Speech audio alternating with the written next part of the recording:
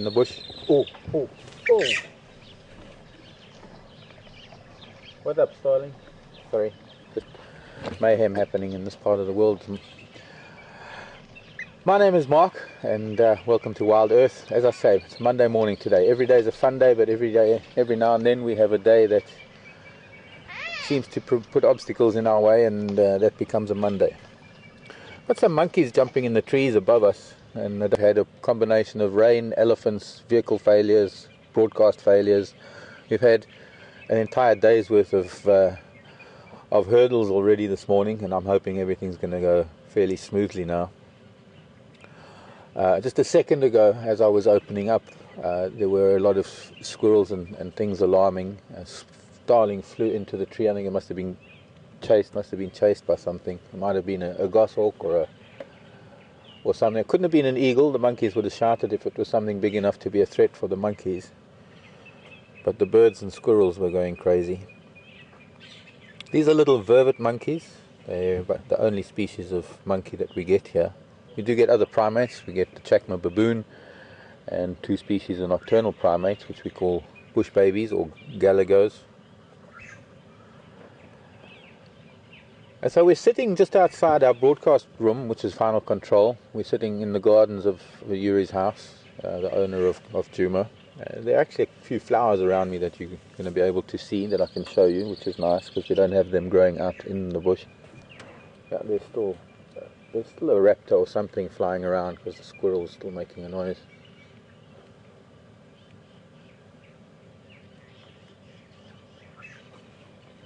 So what we're going to do, we're going to be parked here for a while because we plugged in directly to FC. Something in the broadcast equipment's not working, so we're going to be, we've got an umbilical cord running through to FC, which means we're going to be stopped here. If it starts raining again, we'll pull it under the cover and we'll still be able to do this from under the cover.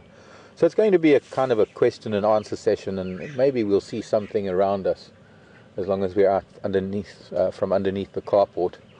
We'll be able to show you a few things, swing the camera around a little bit. But for the time being, if we've got some monkeys or the odd bird to see, we'll try and put it on. I can show you a couple of flowers while we're here. There are some, I think I said that already, some color bursts.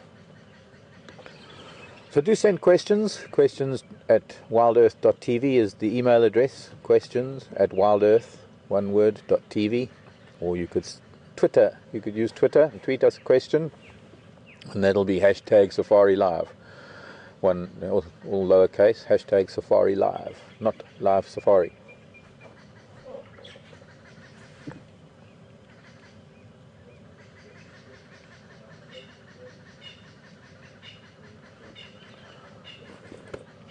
Kim on Twitter, yes, these are vervet monkeys. Kim is asking if these are vervet, and yes, they are. They're very interesting little things. All primates are very interesting to watch because they are, I guess, in a way, so human-like, I suppose, in some of their actions. The way they grasp things with their hands and the way they do things. The little communities that they live in, little family groups with the hierarchy, the alpha male and alpha female, and the interactions that you have within a troop of monkeys can be an interesting thing if you get to see it over time. But quite often you find that the conflict between man and monkey tends to make them rather shy, especially when you're looking at them. They will invariably invade a camp because they know that they can maybe get away with things. And here at Djuma they have been known to raid kitchens. In the old days it was quite a thing to try and get our supplies into the kitchen before they could raid the delivery vehicle when it was offloading. You turn your back for a second, the monkey will grab something, and they know exactly what to grab. Funny enough, they know what's sugar, and they know, well, they just know not to grab things that are not going to be productive. They wouldn't grab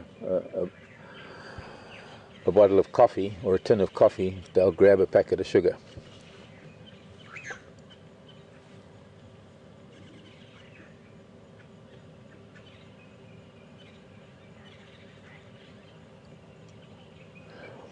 Behind me, and I'm standing next to the jigger at the moment, we've got lovely greenery behind me, and I suppose I could say the first flower for you ladies out there this morning. or your evening, just behind me. And Dove, if you could zoom in on one of those bunches of blooms. This is a lovely blue plumbago.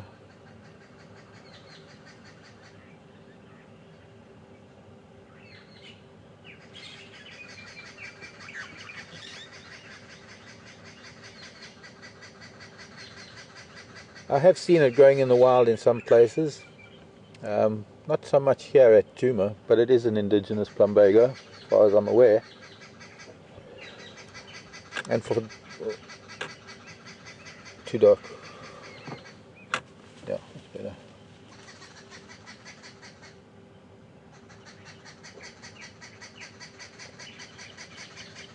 Maybe later we'll get to another colour.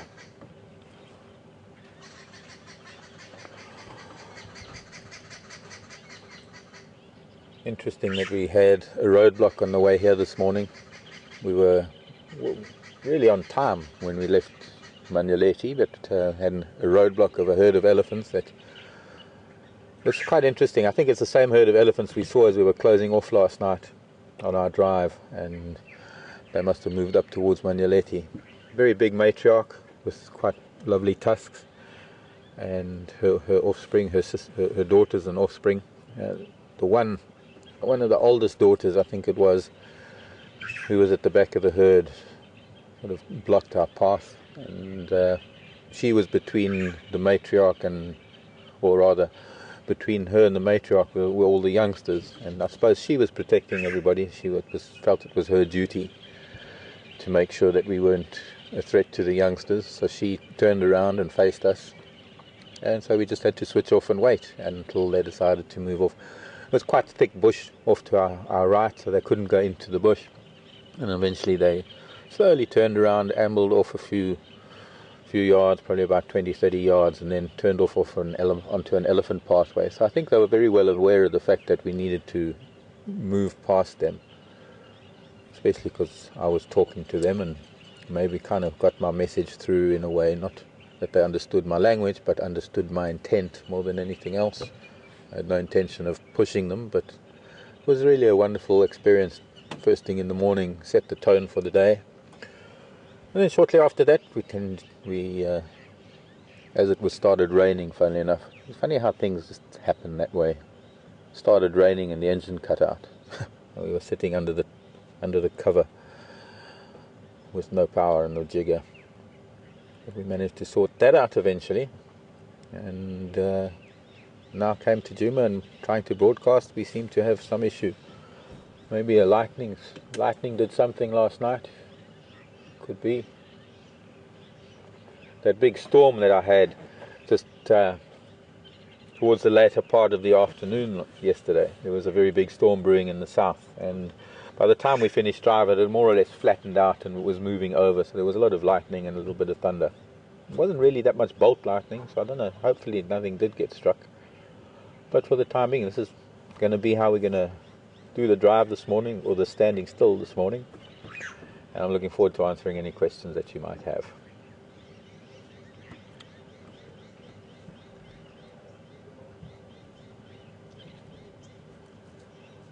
Eric on Twitter, very good question there. Do the monkeys ever eat meat like baboons?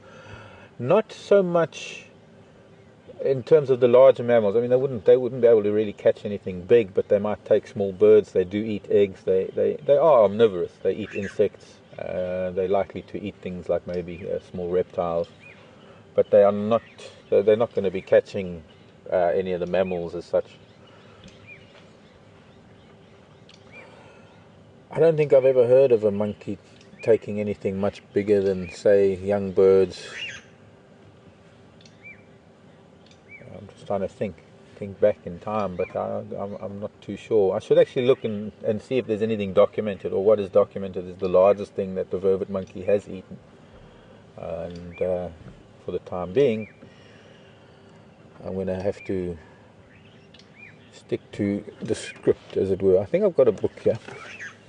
Here's my mammal book. I've got my whole library here, so we can go through all sorts of things, and anything I don't know I'll be able to look up, because I've got the time to do that. Let's see.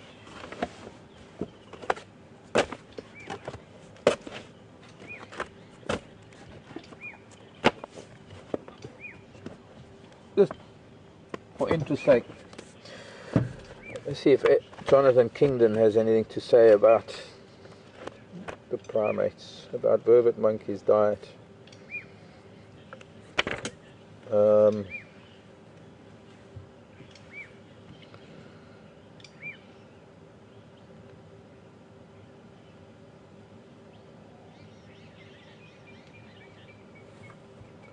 No, not really, not listing anything for the vervet. I think the book that I would really need to look at is the one that's a lot more in depth in terms of breaking down the diet into percentages of how much of over studies, what percentage are things like the gruyere, the raisin bush, or the buffalo thorn, the leaves, the percentage of insects and things that they might eat, and it tends to break it down and gives examples of what has been found in stomach contents or what's been observed over time.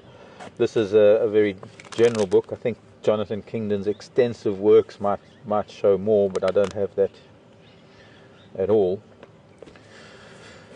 But it's an interesting thing to look into. You could live in the bush all your life, and some things will never occur to you. It's never occurred to me to look into what sort of is the largest animal that a vervet monkey is likely to take. But I really don't think it's anything bigger than maybe baby birds. I think they are, I would say, predominantly fruit and seed eaters, and a little bit of vegetation.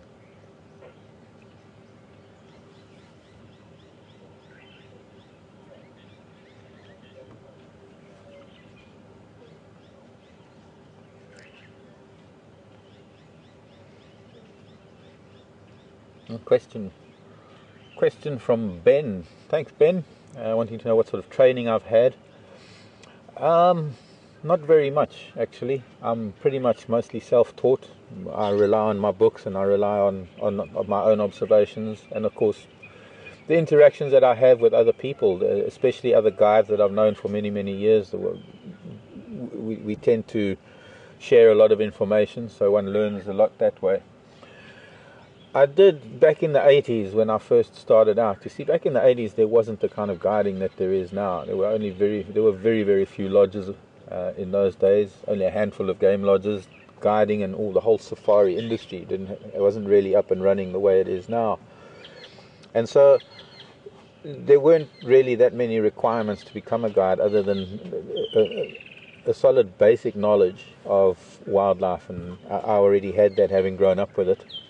I was already at an advantage over many other guys that were starting out in the guiding industry. But one of the lodges that I started the second place that I started working at, required us to go through a selection course, not only a training course, but a guide's training and selection course. I think there were 8 or 10 of us on the course that I was on. Only 2 of us were selected, and within time I became assistant on the training courses, and then I eventually took over that training course. So towards the end of my tenure there at a lodge, I was actually in charge of all the training. And then over years, I think one of the best ways to learn is to teach. And in places like Botswana and Zambia and Tanzania and Kenya, wherever I've been managing camps and working, I've been in those positions in a training capacity as well. Somehow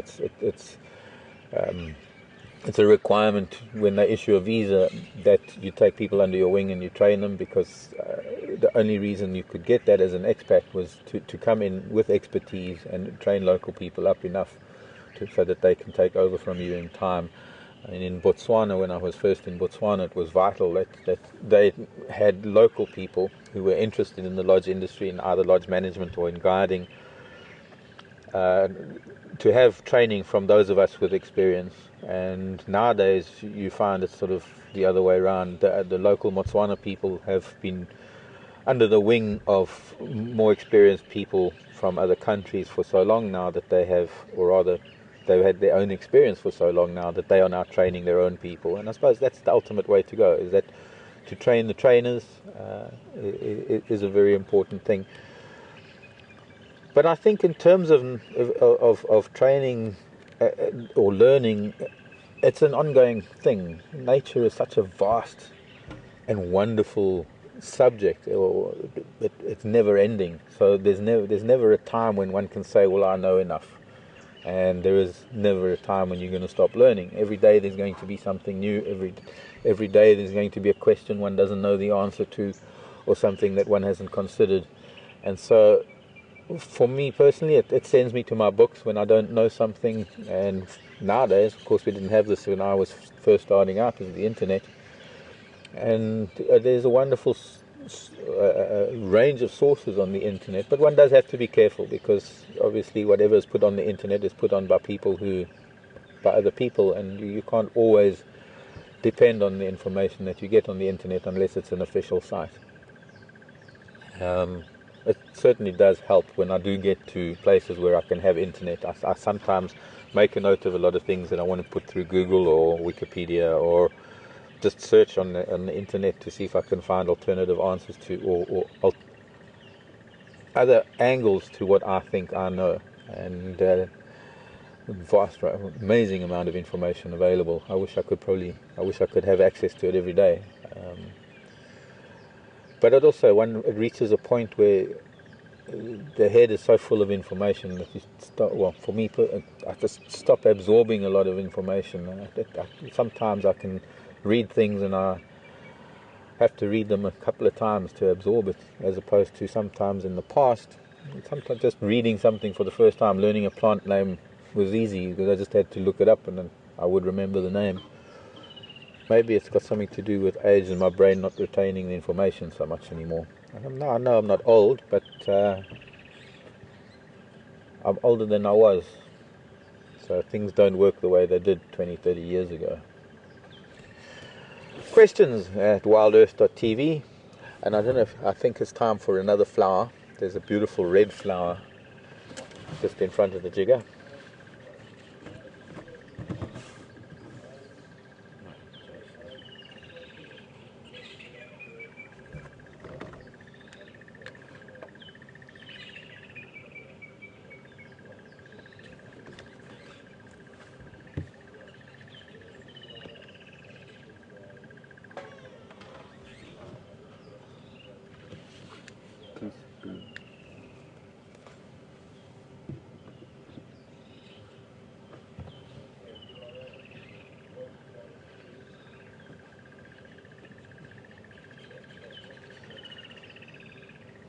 A really beautiful flower. This is called the Pride of De Kaap. Now, De Kaap is an area further south of us, higher rainfall area, known as Mpumalanga. Mpumalanga is the province. Mpumalanga meaning place where the sun rises. Mpuma means come out, and Langa is sun, so where the sun comes out. In other words, the easternmost province. And down near a town called Nelspruit or Bombela, and there's a little village, there's a little area there known as De Kaap. I don't know the history of or the reason why it's called De Kaap, which is Dutch for the Cape. Those guinea fowl are calling again. Anyways, not going to be able to go and see why. But this is known as Pride of De Kaap. It's an area where from De Kaap going down into Barberton, that whole area of Nelspruit is rather prolific down there. And it's also known as, its scientific name is Bauhinia galpinia, and it's actually named after two French botanists, Bauhin and Galpin.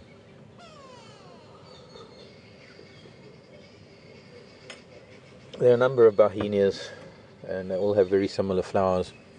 Some pink, some white.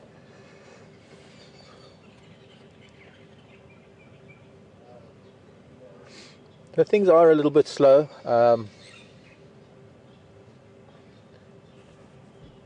It's never easy to just stand in one place and not have much to look at, other than a few flowers. There isn't much happening out there this morning. The heat and the temperature, the high pressure that we had yesterday is normally followed by something like this. When we have such a spike in temperatures like we did yesterday, an indication that a cold front is pushing a very high pressure system through. And when it's like this, it tends to sort of drizzle and then stop, drizzle and stop. Although it has been pretty dry since we arrived here. It seems to be the rain. It decided to rain while we were driving here, and then as soon as we got here, it stopped. It does look fairly dark to the south. That's where the rain is coming from, and we just have to keep an eye on that.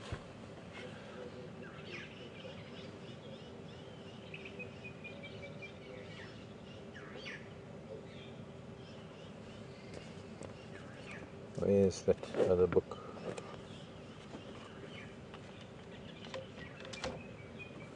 Questions at WildEarthTV. I can't reach it, I'll have to get in later. I normally have lots to say. At the moment I'm a bit lost for words because I'm itching to go out there. Especially having seen elephant this morning, found leopard tracks, could be Mvula out on quarantine. The guys are talking about lion on Gowrie Main, but evidently there's a buffalo kill on Little Gowrie, so they might have been out on Gowrie Main to go and look for water and then on their way back to a kill. So we're not going to be able to get to that kill even if we're up and running, because it's on a property we're not allowed to have access to. But what might be interesting is that if they do finish the kill, we might be lucky that they're going to come over this way afterwards. Time to do some hunting on Djuma, I think, because we haven't seen something this side for a while. With the guinea fowl calling in the background, it could be that the cat whose tracks they were, if it was Mvula, they were fairly large leopard tracks. Could be him that's still moving around. Or it could be an eagle, the reason why the squirrels were shouting earlier. I'm not sure. Monkeys haven't said a word, and normally with them up in the trees, they're one of the first to see something. They've got very good eyesight, and they do keep a watch all the time, especially from here looking out onto the open area we call quarantine. If there was something there, we would have heard the monkeys. So I'm still thinking it might not be the leopard that's upsetting guinea fowl. It might just be eagle or a smaller raptor, or even a small cat, African wild cat or something.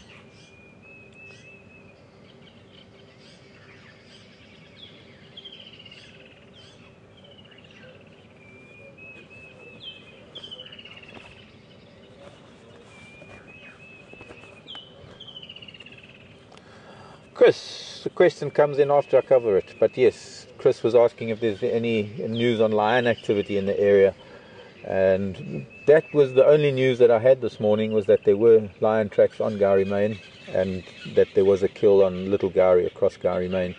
As far as roaring is concerned, unfortunately we're not here all night. Once we close off in the evening, we have to hoof it back to Manyeleti. We have about a 40-minute drive sometimes, depending on who's in the road, sometimes a bit longer. But we normally have quite a long drive back to Manyeleti. It's quite a distance away, so whatever lion there are roaring here, we wouldn't hear it. And I don't get to see anybody from Djuma in the morning, and so I don't really know what has happened overnight. I think, if anything, some of the viewers of the waterhole camera are the best ones to ask whether there were any lion roars during the night.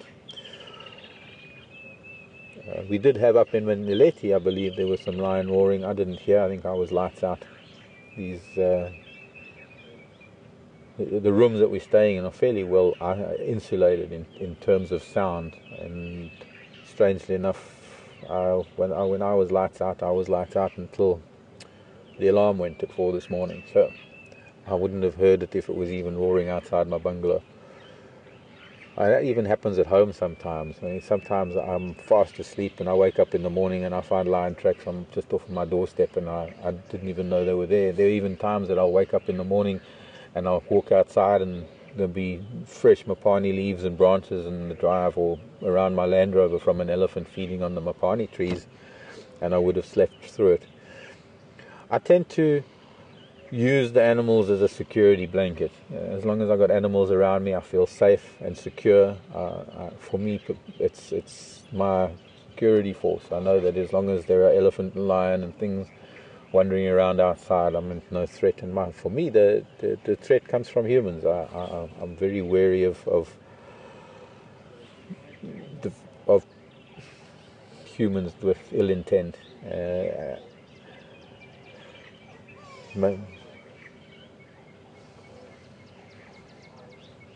Hal question from Hal on Twitter: do eagles prey on vervet monkeys? There are a couple of eagles that do. The couple of the biggest eagles that we have, one of them being the crowned eagle. Now, the crowned eagle lives in forests. It's a very large eagle. We won't have any crowned eagle here, although I think there has been crowned eagle spotted in the Sabi Sand in the past, but that would have been a crowned eagle way out of its range. There are forested areas outside of the Sabi Sand, further towards the escarpment and the mountains, where there are either pine plantations or some of the eucalyptus plantations. Sorry, I still bumped my own toe. But the sort of natural forested regions of KwaZulu-Natal are perhaps some of the best, and along the riverine areas of some of the permanent rivers are perhaps some of the best crowned eagle habitat in this country.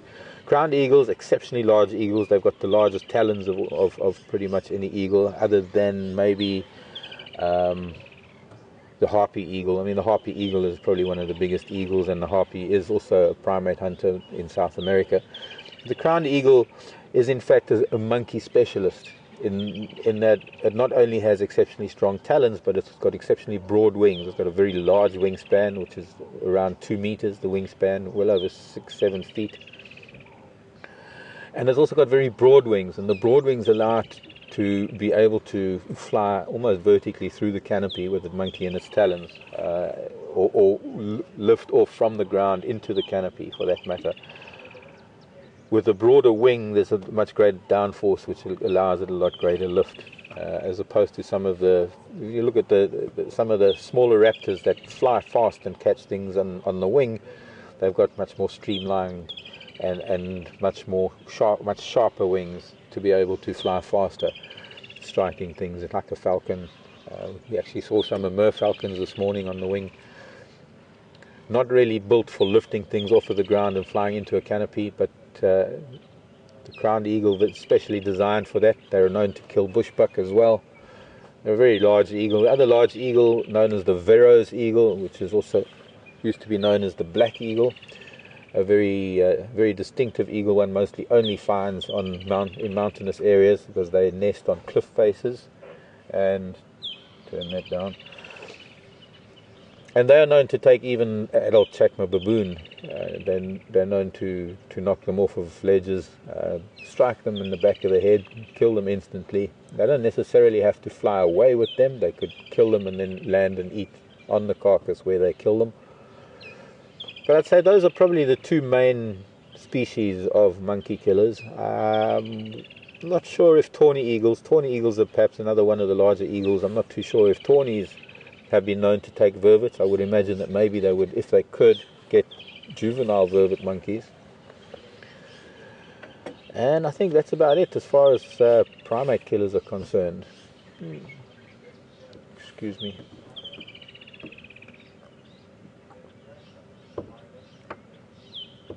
Josie, hello Josie. Hope you got my email. Josie wanting to know why we don't see baby guinea hens. Well, not this time of the year. I'm trying to think when we would see them. For the first part of their lives, once they've hatched, they're ground nesters, so that the youngsters are kept concealed, and for the first week or two, although they are born precocial, which means that they hatch out of the egg and they can run around like a chicken, they're kept in pretty dense foliage to protect them. The interesting thing about baby guinea fowl is that they're able to fly from a very young age, and that is to get them up into the trees to their roosts at night, because they might spend their time on the ground during the day, but they do need to roost in trees at night. And I think when the guineas, especially the family of guinea fowl that live here at Djuma, when they do have their young, I think that'll probably answer your question. Rather than you will see them, especially on the Gowrie Dam cam. What happens? They have a communal nest, so you'll have a lot of babies at the same time, and always a couple of minders with them. Not necessarily each baby, each youngster going with its mother. They stay within like a nursery group, and they have sort of younger or young females, slightly older individuals looking after them for the most part.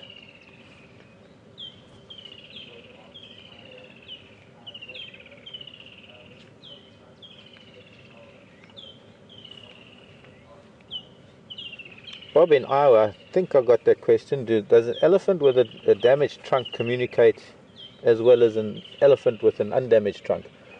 Well, very much so, because I think the communication, the vocal communications that elephant engage in are actually from a vocal cord, which is in the throat, the same as ours. It's a vocal cord. I suppose the way that, or the difference in physical communication, that's where the difference comes in the tactile communication, to put it that way. I think that's where they might miss out a little bit. They don't have the fine, or without the tip of the trunk, they can't really physically communicate the way they do. The touching and the caressing, that intimacy that a trunk allows them to do, I guess they're limited somewhat in that. But in terms of vocal communication, I think it's pretty much the same with whether they have their full trunk or whether they have a damaged trunk. So I think that the elephant that we saw yesterday with the broken trunk or the piece of trunk missing, I think he'll be fine in terms of communicating with others. I think possibly they do see an elephant like that as somewhat handicapped. I've known elephants that have had the tips of their trunks missing to be helped by other elephants, branches broken, things like that. So I think that the other elephants, with their intelligence, they do recognize the fact that their family member or relative, friend, whatever it may be, is somewhat at a disadvantage, and they do assist where they can. Just having my green tea this morning too, by the way.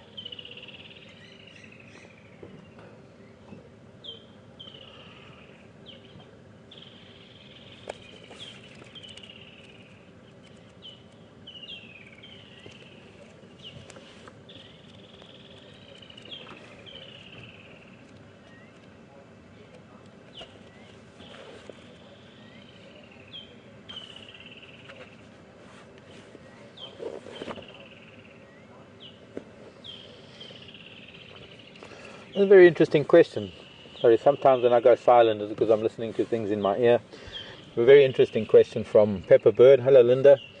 Wanting to know that the mountains are near Djuma, whether they have different fauna and flora that we find down here in what we call the low veld. Yes, very much so. In fact, it varies considerably as you go up and change altitude, almost to be what we call fynbos at the top of the escarpment. We get proteas and ericas, things that one finds down in the Cape, and all the way up the mountain and up the escarpment, there are gradations of habitats that require different altitudes, and so there's different fauna and flora that you would have find there. And with the different plants come different birds, insects, mammals.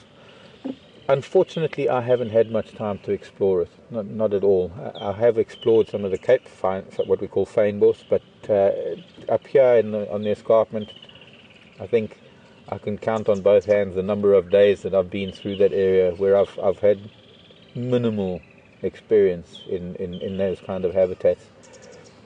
It's strange living in an area pretty much most of my life, but not having had time to, or rather not taking the time to go up there and explore. I think it's just pretty much the way we all are. We tend to, I wouldn't say ignore, but we tend to forego a lot of what is close, and we explore a little bit further.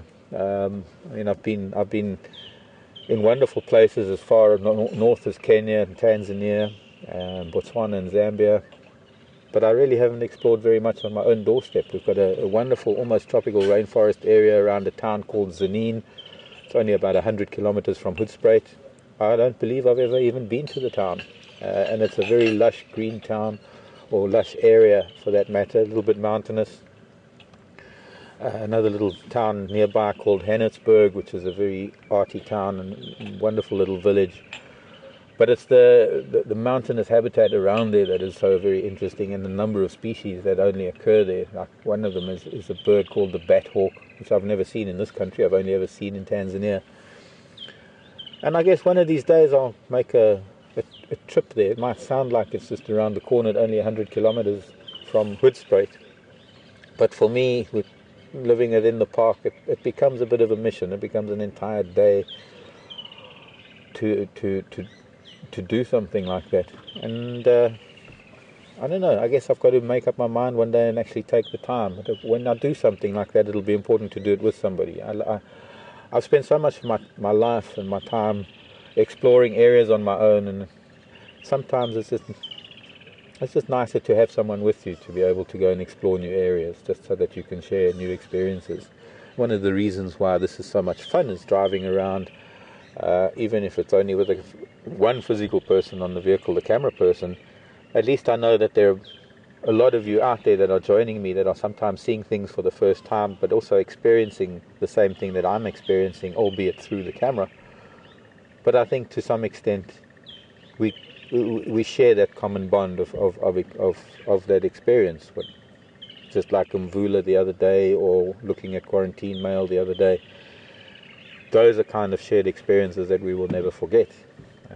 And of course it would be wonderful if any of you do come out to South Africa to be able to actually join you, or to be able to share some time in person. It's always nice to do that, having shared things through the camera.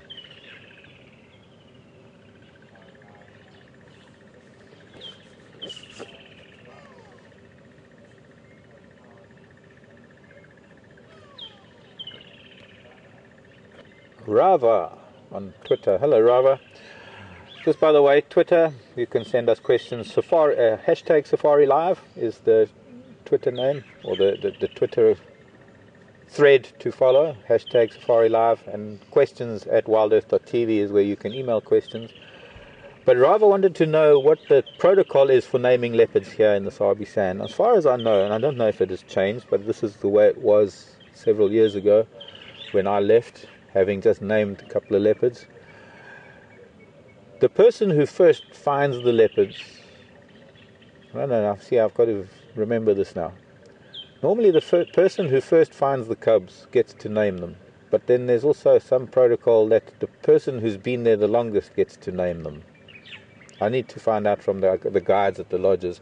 Generally, people like us wouldn't get to name leopards. I was very lucky that I think we were one of the first to see Karula's cubs, Shivinzi and Shivambalana. I named Shivambalana. I can't remember who named Shivinzi. But just before we left, I was asked to name the little boy. And sadly, as a cub, he had a lot different behavior. He was a lot more shy as a cub. He was always behind his sister. His sister tended to dominate him. So I called him Shivambalana, which is the name for the emerald spotted wood dove in Shangaan, because he had that sort of shyness and subtlety to him that reminded me of the emerald spotted dove. But I think it's pretty much the same now. The guides who have been here the longest are the ones who get to name them, and there's a sort of a roster, not a roster, but a time period that you have to go through to be able to get to name the cubs. I don't know who named the last set of cubs. I haven't been here for 3 years, so I need to catch up with the guys. I'm going to be having meetings with some of the guides soon. I'm going to be phoning Arathusa. I need to meet up with those guides, and I'm hopefully learn a lot more once I can sit down and have a chat to them, and maybe establish or rather find out in more detail how the guys do name the leopards these days, and see if they stick to the old protocols. Mouth is getting dry.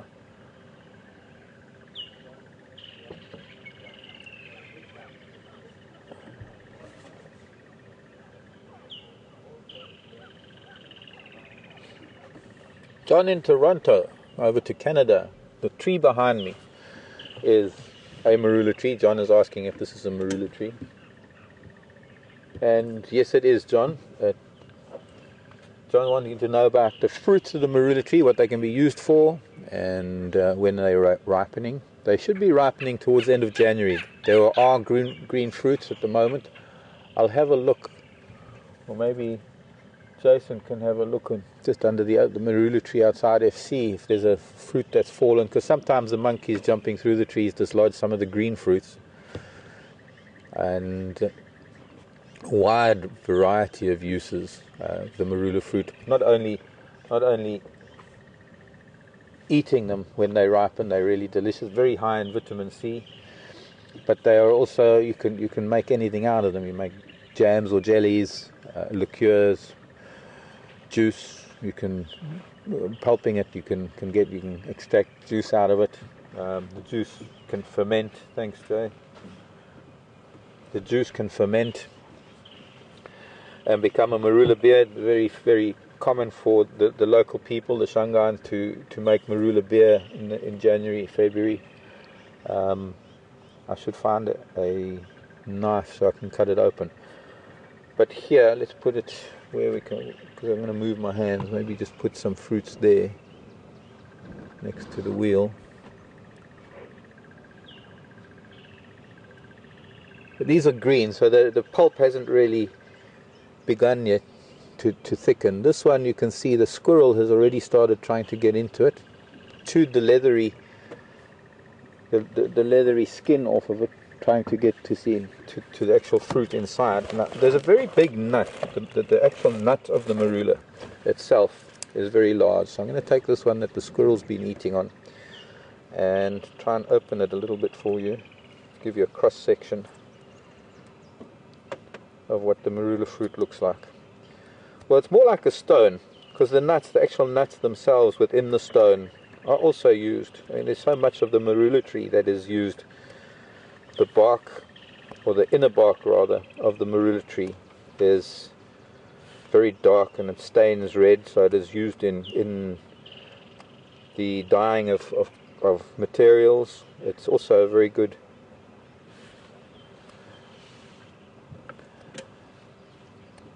what I'm doing is I'm trying to clean it as best as I can, so that when I put it back in front of the camera, I'll be able to show you as a cross section what the marula fruit looks like. And then maybe towards the end of January, or sometime in January when they start ripening, I can do the same thing with a ripe marula and I can show you a little bit better. So let's put it here against a dark background. So here in the center we have the stone, and I'm just going to turn it so you can see what it looks like. Between the stone and the outer side of the outer edge of the fruit, here is the outer edge of the fruit, and there's the stone. We've only got about what's that? It's barely maybe 5 millimeters. What would that be? Less than 1/4 of an inch even. That is both the skin and the fruit itself. Very big nut. So now if I put it in our cross section view, that little 1/4 inch, you could say there's about 1/8 of an inch between the stone and the skin. Let me put the knife sideways. The paler little bit, I don't know, you can't really see, there we go. You can see the darker green on the outside, about 1/8 of an inch or more, which is the skin, a very thick skinned fruit. And then there's the pulp between the nut and the skin. Now that pulp is going to bulk up a lot. It'll become probably about 1/4 of an inch, maybe a little bit thicker when they start ripening. It doesn't come off of the nut very easily, so you've actually got to suck the juices out of it. And then the nut itself, in the nut itself, there's not very easy to see now. It's a lot easier to see when the fruits have been eaten and they dry. But there's almost an eye in the stone itself. There are sometimes 3, generally 2 eyes.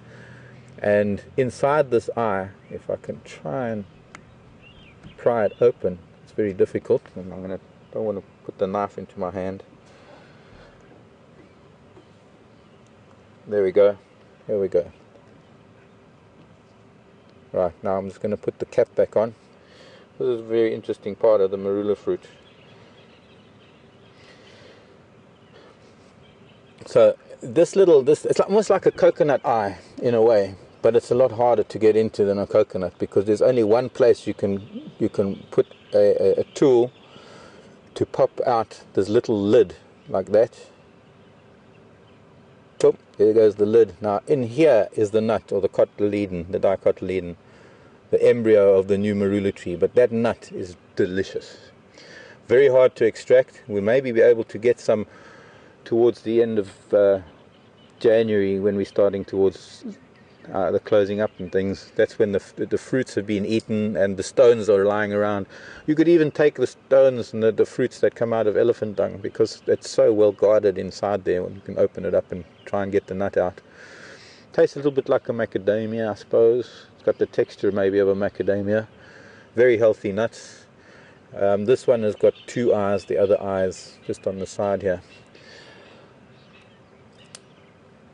Sometimes you can have, or you can buy packets of marula nuts on the side of the road, but because they are so hard to extract, it's quite a labor-intensive process. Where are we? Back here again. Okay, well, I just wanted to show you. I've just opened up the other one. It's very easy now that it's still green. It's actually very easy to open, to get these little doors open, because I know where the special little, there's one little spot next to this that's soft that you can get. And that's for a squirrel, really. It's not for humans and knives. It is actually for things like squirrels, and it takes a long time for a squirrel to learn where that exact spot is, to get its incisors there and to pop that little door open to get into the nut on the inside. And if I just clean it up a little bit more around that opening, there's a little face like E.T. No, that way. Little face. So the marula and the marula nuts, delicious things. Hot days in the summer when you're out in the bush, especially when one is walking out in the bush on a hot day, you carry a few marula fruits in your pocket, and when you start getting sort of a little bit dry in the mouth and a little bit tired, you pop in pop a fruit in your mouth and just suck on it while you're walking. It's actually a wonderful thing to do. Even better is popping a few marula fruits in a cooler box when you've got a cooler box with some ice to cool them down, and they're a wonderful refreshment during the day. You need quite a lot to get a full taste of it. There are a number of marula products on the market. I think they're making a marula extract, an oil extract out of the nuts. I think they're using a little bit of that, or they're experimenting with that in the cosmetics industry.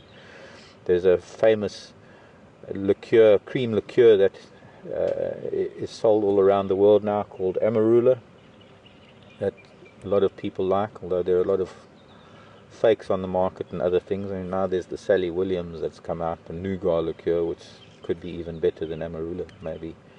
For the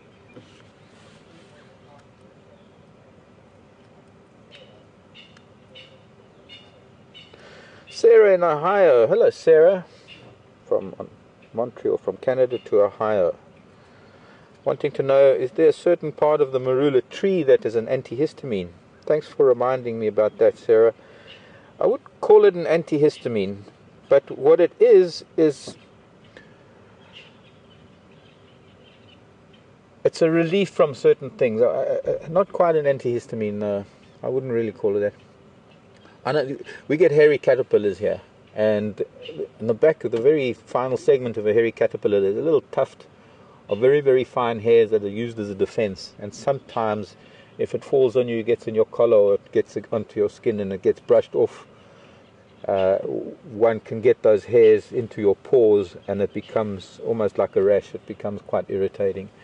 And as far as I know, that inner bark of the marula tree is one of the only things that relieves that sort of rash, or that irritation from the caterpillar hairs. I'm not too sure how well it would work as a general antihistamine for insect stings or bites. I've never really tried it for that. I just know that it does bring relief for hairy caterpillars, hairy caterpillar rashes. I want to get, this has got a third eye, this particular marula nut, but I'm scared to put it's really an awkward angle. It's wonderful watching baby squirrels trying to learn how to get the marula open, because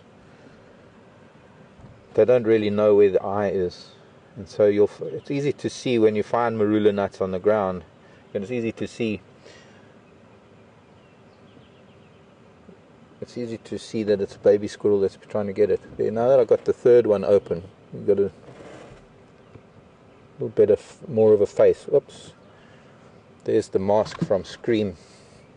Where was it? There.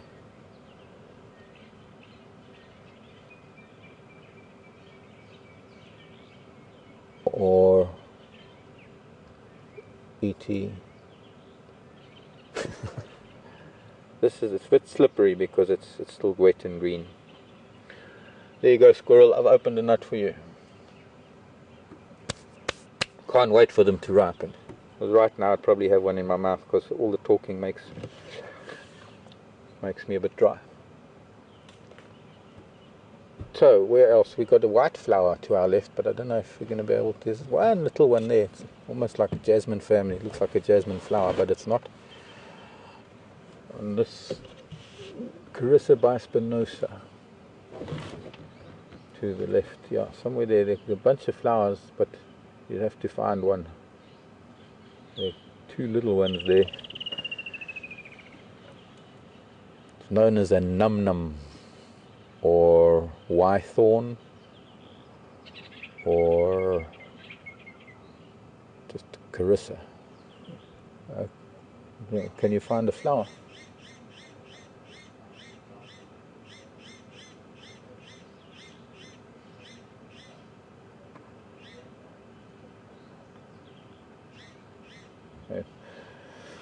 Only really pretty hard to find the flower on this because they're quite small. I can see one there, that white one.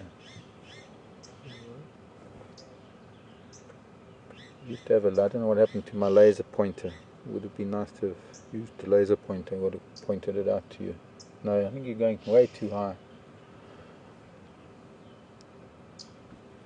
Give me a minute, I'm just going to go around and point it out.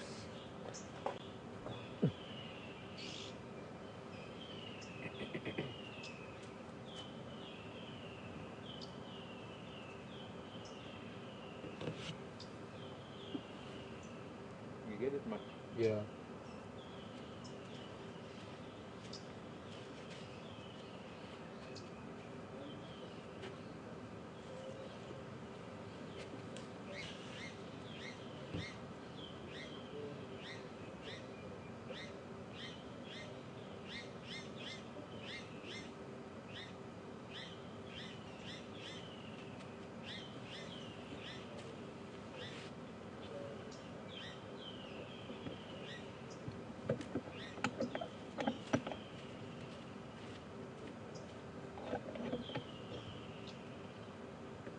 I think this is possibly Carissa edulis, because it's not the Carissa bispinosa. Bispinosa referring to two thorns, or two spines rather, because this is a spiny tree, not a thorny tree.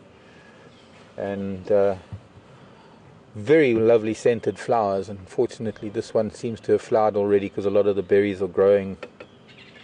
The fruits are already started, so it must be coming out of bloom now. And there are just a few flowers left. I can see a couple more right up on the top. But here is a fruit. Oops. Unfortunately, it's not ripe. These are really delicious little berries. Also very high. And there are a lot of things that are high in vitamin C. But let's do it here. It's always nicer to do it with a darker background against the steering wheel. It's starting to get a little tinge of pink, but this will go red. And it is a very delicious fruit. Pop a few of those in your mouth. It's very nice. Spinosa meaning spiny. Here is one of the spines. Now another member of this family is known as the bispinosa. It's known as the Y-thorn. Halfway up the spine it splits into two spines. This is the single spined Carissa, which is most probably Carissa edulis. I should have a look in my book when I can. Meaning the edible Carissa, but they're all pretty edible. I know you can make jams out of them, but it's just nice to have a fruit that is a local, very much like the marula. It's just another fruit that you can pick when they're ripe, and they are delicious. At the moment, we've also got sour plums that are ripening out there. Once again, it's very, very high in vitamin C, and sort of it being a sour fruit kind of gets you in the jawbones. speaking of plants and edible fruits and things, had a question. I can't remember who it was from. I'm sure Jason will remind me about the medicinal uses of plants, and very much so. There are pretty much everything over time has proven to have some value to us in terms of either medicinal or other uses. And there are a number of things out there that can be that have been used by humans over time, and a lot of that knowledge has been passed on. Unfortunately, a lot of that knowledge is lost with the Western world taking over and modern medicine being in the forefront, and local or indigenous people tending to forego their ancestral heritage for the more modern world. And the question was whether I ever have used or would use some of these medicinal things. I would use as topical, yes. Externally, yes. I'm very reluctant to try things. I have a particular condition in my body that there's some things that would not be very good for me, and I don't know how my body would react to them. If I was a lot healthier, I would probably try some things like emetics, decoctions of roots or bark, teas that are made from things for various ailments that obviously have proven very useful to people, but I'm just very scared to use them because I don't know how they would react to my chronic medication and the way my body is at the moment. I couldn't take chances. There are a number of things that are rather dangerous for me. Even a grapefruit is dangerous for me. So without really that much knowledge of the contraindications of taking something herbal, because I can't have things like echinacea, ginger and garlic, and some of the things that are used, some of the more domestic things that are used medicinally, I can't really have some of that. So personally I wouldn't, but yes, some people do, and there are still herbal doctors out there, tribal doctors out there, or herbalists, traditional herbalists that collect things from the bush and administer them to patients with great effect. Well, there's also the psychosomatic effect of things.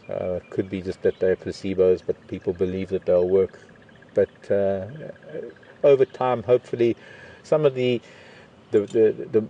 knowledge will be documented. I know in terms of the Zululand down in KwaZulu-Natal, where there's a much greater diversity of plants, and of course the Zulus are great herbalists themselves. There is an ongoing program to try and document this knowledge before it is lost, before the technological world takes over, and Zulu people tend to or are likely to lose the knowledge over time because of the need to conform to the modern world. Always a dilemma in indigenous people's lives, trying to hang on to that wonderful knowledge that has been passed on over generation to generation, as opposed to what they need to do to survive in the modern world, which is in conflict with those ancient values. Make great toothpick spines. Exceptionally hard. I don't know if you remember, so those of you who weren't with me the other day, there's a distinct difference between a thorn and a spine, and spines are very woody. They're actually a modified branchlet, and so they are very woody, as opposed to a thorn. In fact, where is an acacia? I don't think there are any acacias down here other than the fever trees.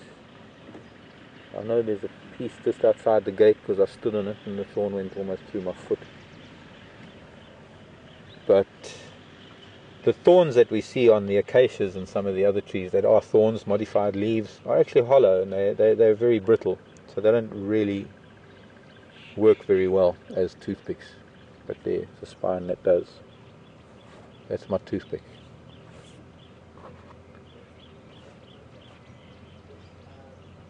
The leaves of the marula tree, getting back to the marula tree, I forgot there's another thing, is that the leaves of the marula tree can be used as a sort of a heartburn, as an antacid.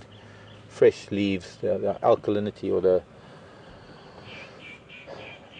suppose the alkalinity is what it is, of the leaf tends to help with heartburn.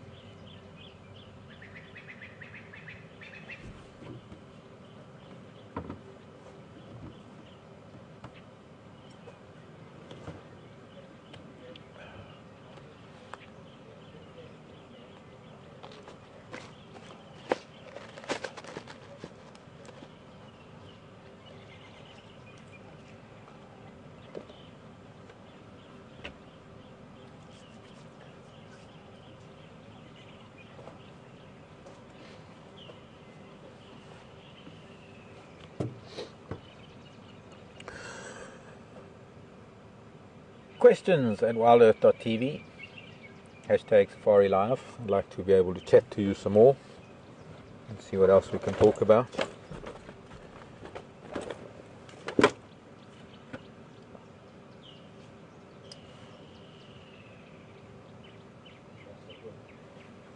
Oh, no wonder I'm not hearing you. I'm waiting for questions to come in, and the reason why they're not coming in is because things don't go from there to there without wires. That's not wireless. There we go. My umbilical cord is back in.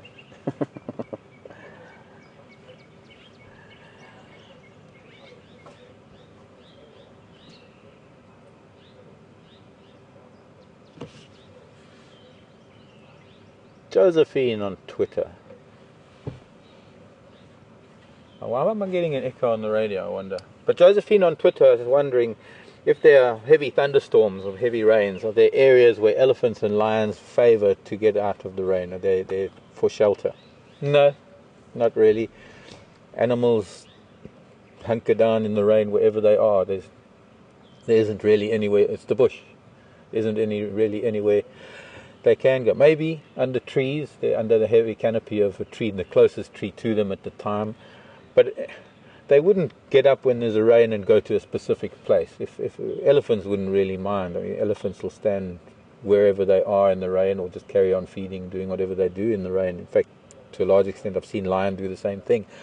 I've seen some lion go for thick cover and climb under bushes. I've seen lion go hunting in the rain. I've seen lion playing in the rain. This is a behavioral question, and when it comes to things of animal behavior, what one lion does one day, another lion will do. Well, let me try and rephrase that. Every lion will do something different, and the same lion will do something different every time it rains. So there's never really a consistency in behavior that you could say that an animal will do a specific thing at a specific time. Everything is random, and everything is just somehow as and when things happen. The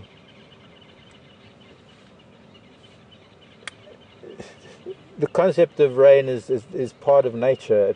It's not. These animals don't have a dislike of it or a like of it. Although the first rains, you find sometimes that the first rains falling, things like rhino and elephant tend to rejoice in the rainfall. But they accept it as a part of their lives, and sometimes they just carry on doing what they're doing.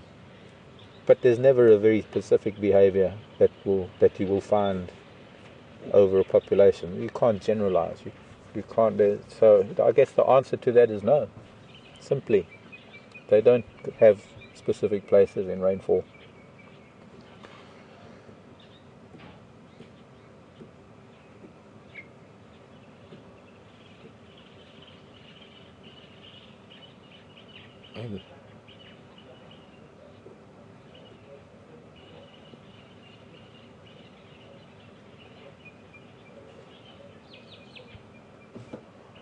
Savannah. Hello, Savannah. Wanting to know if there are any thorns out there that are poisonous, that if it pierces your skin, it's a danger to you. Not really. There are thorns that have,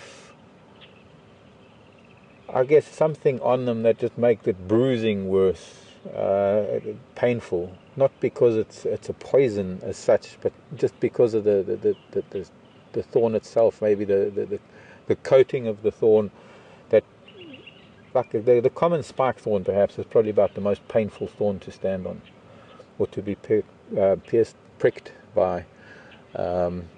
Sometimes some of the thorns it's like being pricked with a pin, and it's not really that painful. But the spike thorn, for example, I suppose it's almost like a film on the thorn itself that causes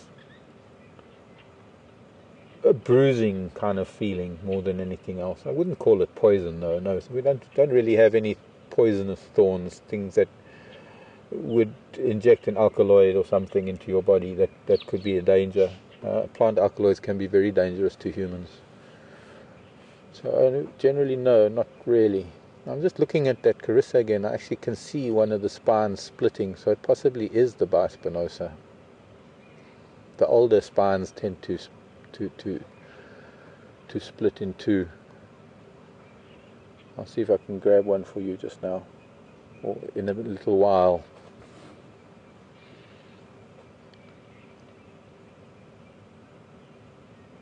The sky seems to be lifting a little bit, but that's what I've often said, and then the next minute another wave of rain comes along. We've been lucky so far. We haven't had any more rain. He says as it starts drizzling. Yeah, it's starting to drizzle a little bit. We'll see. If it gets any worse, we'll have to pull it under the cover, and then I'm not going to have such a great background anymore, but so far we're okay. Just a little bit of drizzle.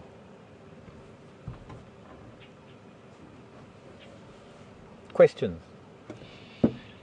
What can I tell you?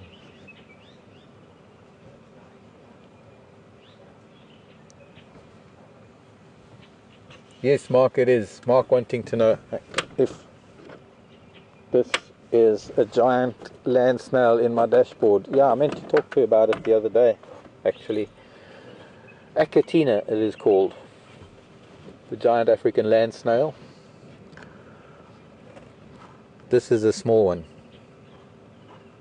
Mark is in Cape Town. I remember Mark, I think. Mark, aren't you a viewer from the past? Mark in Cape Town. How's it, dude? Medium-sized African land snail. The biggest shell would be about as big as my fist. Let me move that there, put my fist there. So a big giant African land snail would probably be about as big as my hand in terms of shell size.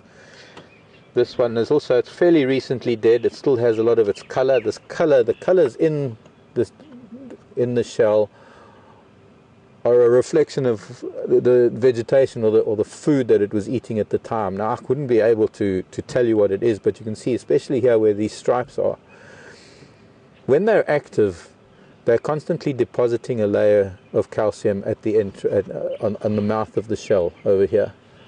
And depending on what they eat, it changes the composition of the calcium. And so it causes different colors. And these are actually quite common in the pet trade all over the world. They're actually illegal in some countries because sometimes they escape and they get into places where they don't belong. In other words, countries, they become invading species, and they can be quite dangerous in terms of becoming an aggressive invading species and cause damage to local populations of snails. People might not like snails because we as humans like to cultivate gardens, but they do have a very important function. They are detritivores. They eat rotting vegetation and rotting plant matter, and animal matter. And so, in terms of their function within the environment, they kind of break down dead things into finer components to be returned as trace elements to the soil. So they help to break down things that ordinarily wouldn't be able to. A couple of scratch marks on here could be from something trying to chew on it. I wouldn't imagine why, but there are some scratch marks from something. There aren't that many things that eat the African land snail, other than certain insects when they're dead. But I don't know of anything other than monitor lizards. I know monitor lizards dig up the eggs and dig up the young snails when they're very, very young. They're able to sniff them out underground. This is a snail that can only be out in the rainy season, and even then only when it is raining. As soon as the rain stops out, unless it's overcast and damp like it is now, they might stay out, but generally as soon as the rains stop and things start drying out, they have to burrow underground. Otherwise the heat of the sun can kill them. This one sadly died for some reason and no longer is alive. The shells themselves often become refuge to a host of things. I've often found gecko eggs. It's the dwarf gecko, they lay their eggs inside the snail shells. Wasps tend to, some of the masonry and mud wasps sometimes build their nests inside a snail shell. And of course spiders and other creatures too. Something bit me.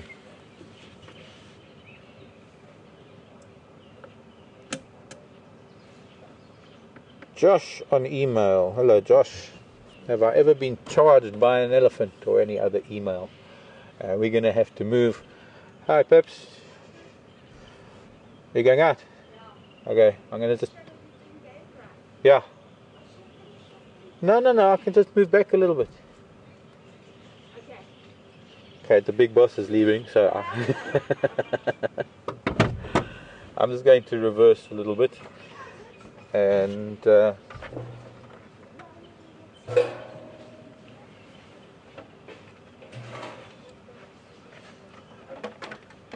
we'll get back to that question shortly.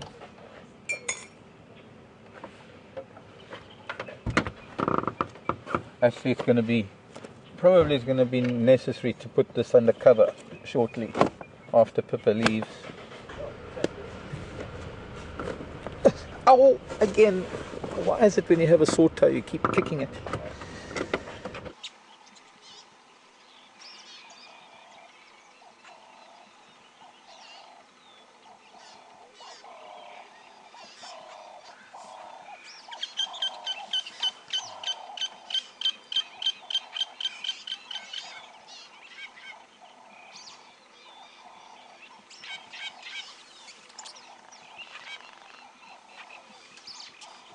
To drizzle, because I said it looks like it was lifting, so we've come in just to be safe, rather than have to stop again. We had to just stop the broadcast for a minute there while we had to juggle vehicles in a very small confined space. So we're back again. We've got a little while to go still, so I want to get to questions from emails and from Twitter, and fire away. Let's see what we can talk about. Beautiful bougainvillea here. I must pick you some. Jason, please bring me a nice bougainvillea, piece of bougainvillea. The one thing I don't really mind picking. Not a big one. Just like a small end piece with 2 or 3 of those leaves. Yeah, oh, that's big, but that's fine. Quite profuse in flowering. Thank you very much. Question.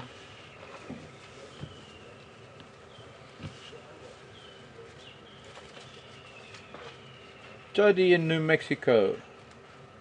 What animal creates the popcorn smell? Leopard. Leopard's territorial spraying. There, does that look pretty enough? Jody, yes. The leopard, when leopard spray marking its territory, a very distinct smell. At first, funny enough, a long time ago, I didn't really think it was popcorn, but over the years it's sort of, and I think it is also maybe the power of suggestion. And Clement Peter Pretorius, who described it as a popcorn smell, it suddenly occurred to me that maybe it is kind of a popcorn smell. Anyway, this is a bougainvillea flower, this particular color of bougainvillea. Just to let you know that this is not the flower. The pink and the colors of a bougainvillea are actually not the flower. It's inside there. There's the flower inside. This is actually like a sepal of the flower.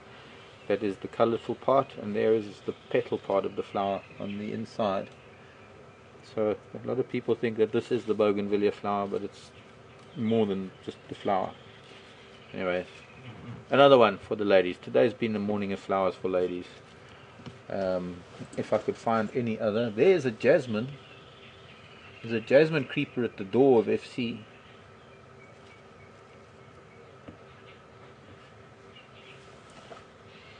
And it's a very unattractive. Here's a rather, I wouldn't say unattractive, but this is just a different color bougainvillea. Sorry.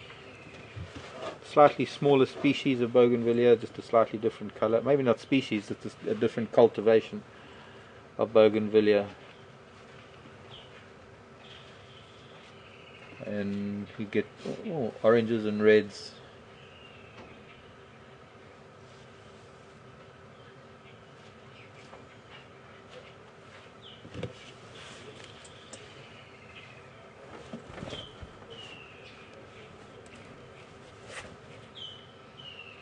From Lenny, I think it is. Maybe we'll get that name right on Twitter. And I was answering I think it was John's question, somebody's question about elephant charges. Maybe we'll pass on that one, or we'll get back to it. This question is about, have I ever encountered any poisonous snakes, or been bitten out in the bush?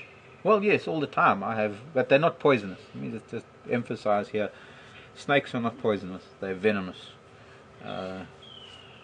It's snake venom, not poison. Poison is something that if it enters your skin, and poison is something you ingest. Venom is something that things have as a defense. Poison is something that you can ingest, and it can hurt you it can kill you from the inside.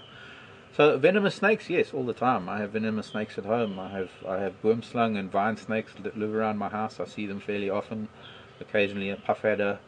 I occasionally encounter black mamba on walks or drives. Just because they're venomous doesn't mean that they're out there to get you or bite you. I've often, even on walks, encountered venomous snakes, but they tend to want to go their own way. In fact, they're very, very shy. They're scared of humans, probably more scared of humans than we are of them, or some people are.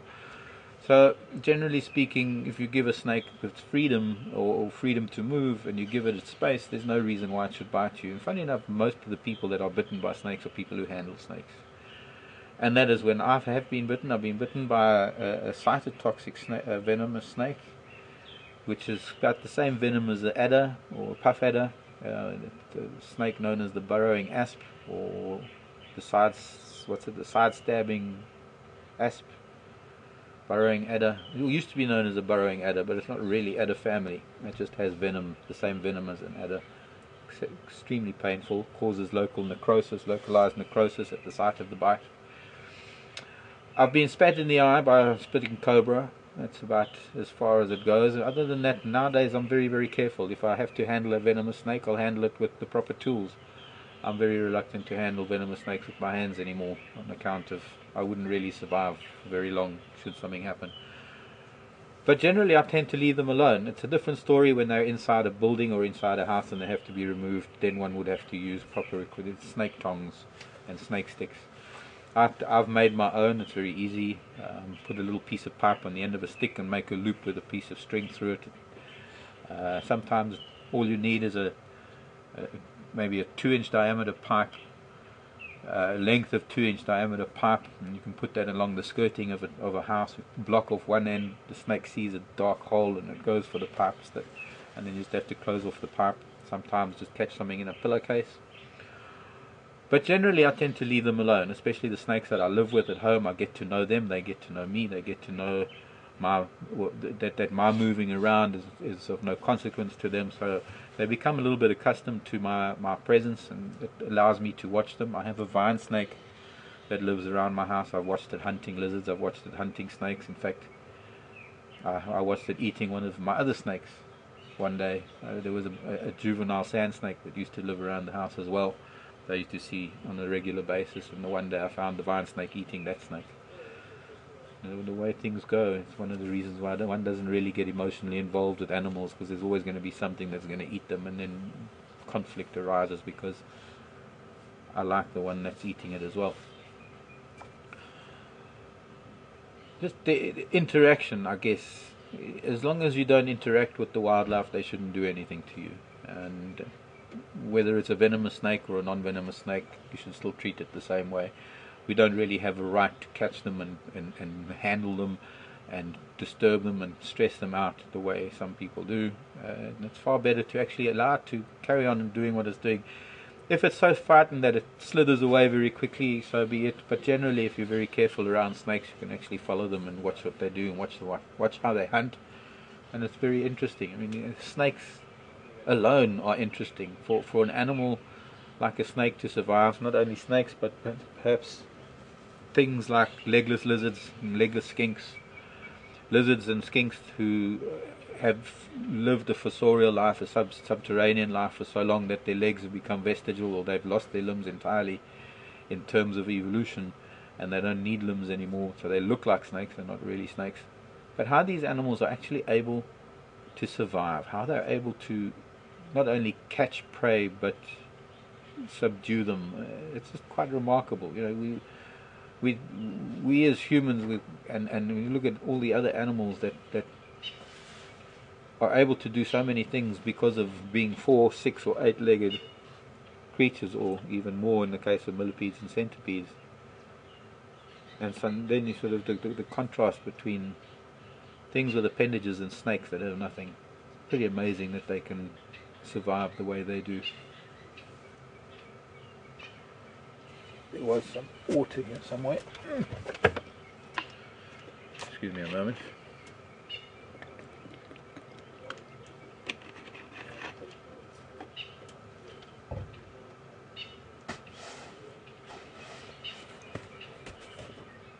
Okay. I was talking about, before we had to move, I think it was a question from John, whether talking about elephants charging and animals charging. It's inevitable, I guess, when one spends as much time as I have in the bush, especially on foot in other parts of Africa, up in Tanzania and Kenya and Botswana. I think most of my time was spent on foot if I wasn't managing the camp or doing admin and stuff. But most of the time when I was out, I would be on foot, because one of the reasons why I would go to the places that I did was because I had walking experience and I could take walks and overnight walking safaris. And I guess it's inevitable that you're going to have encounters. Even my very first job as a game ranger back in the mid to late 80s, nearly 30 years ago, I was a rookie ranger. I think on my second or third day as a ranger, I walked into line and got a little, what we call a rev. It's not a charge or a mock charge. It's just an aggressive reaction to your presence that an animal might show, which is just a show of force and a subtle message, or rather not so subtle message, for you to not come any closer and stop and maybe move away, that they feel threatened by your presence. We as humans have been part of the natural world for so long that animals know what we are.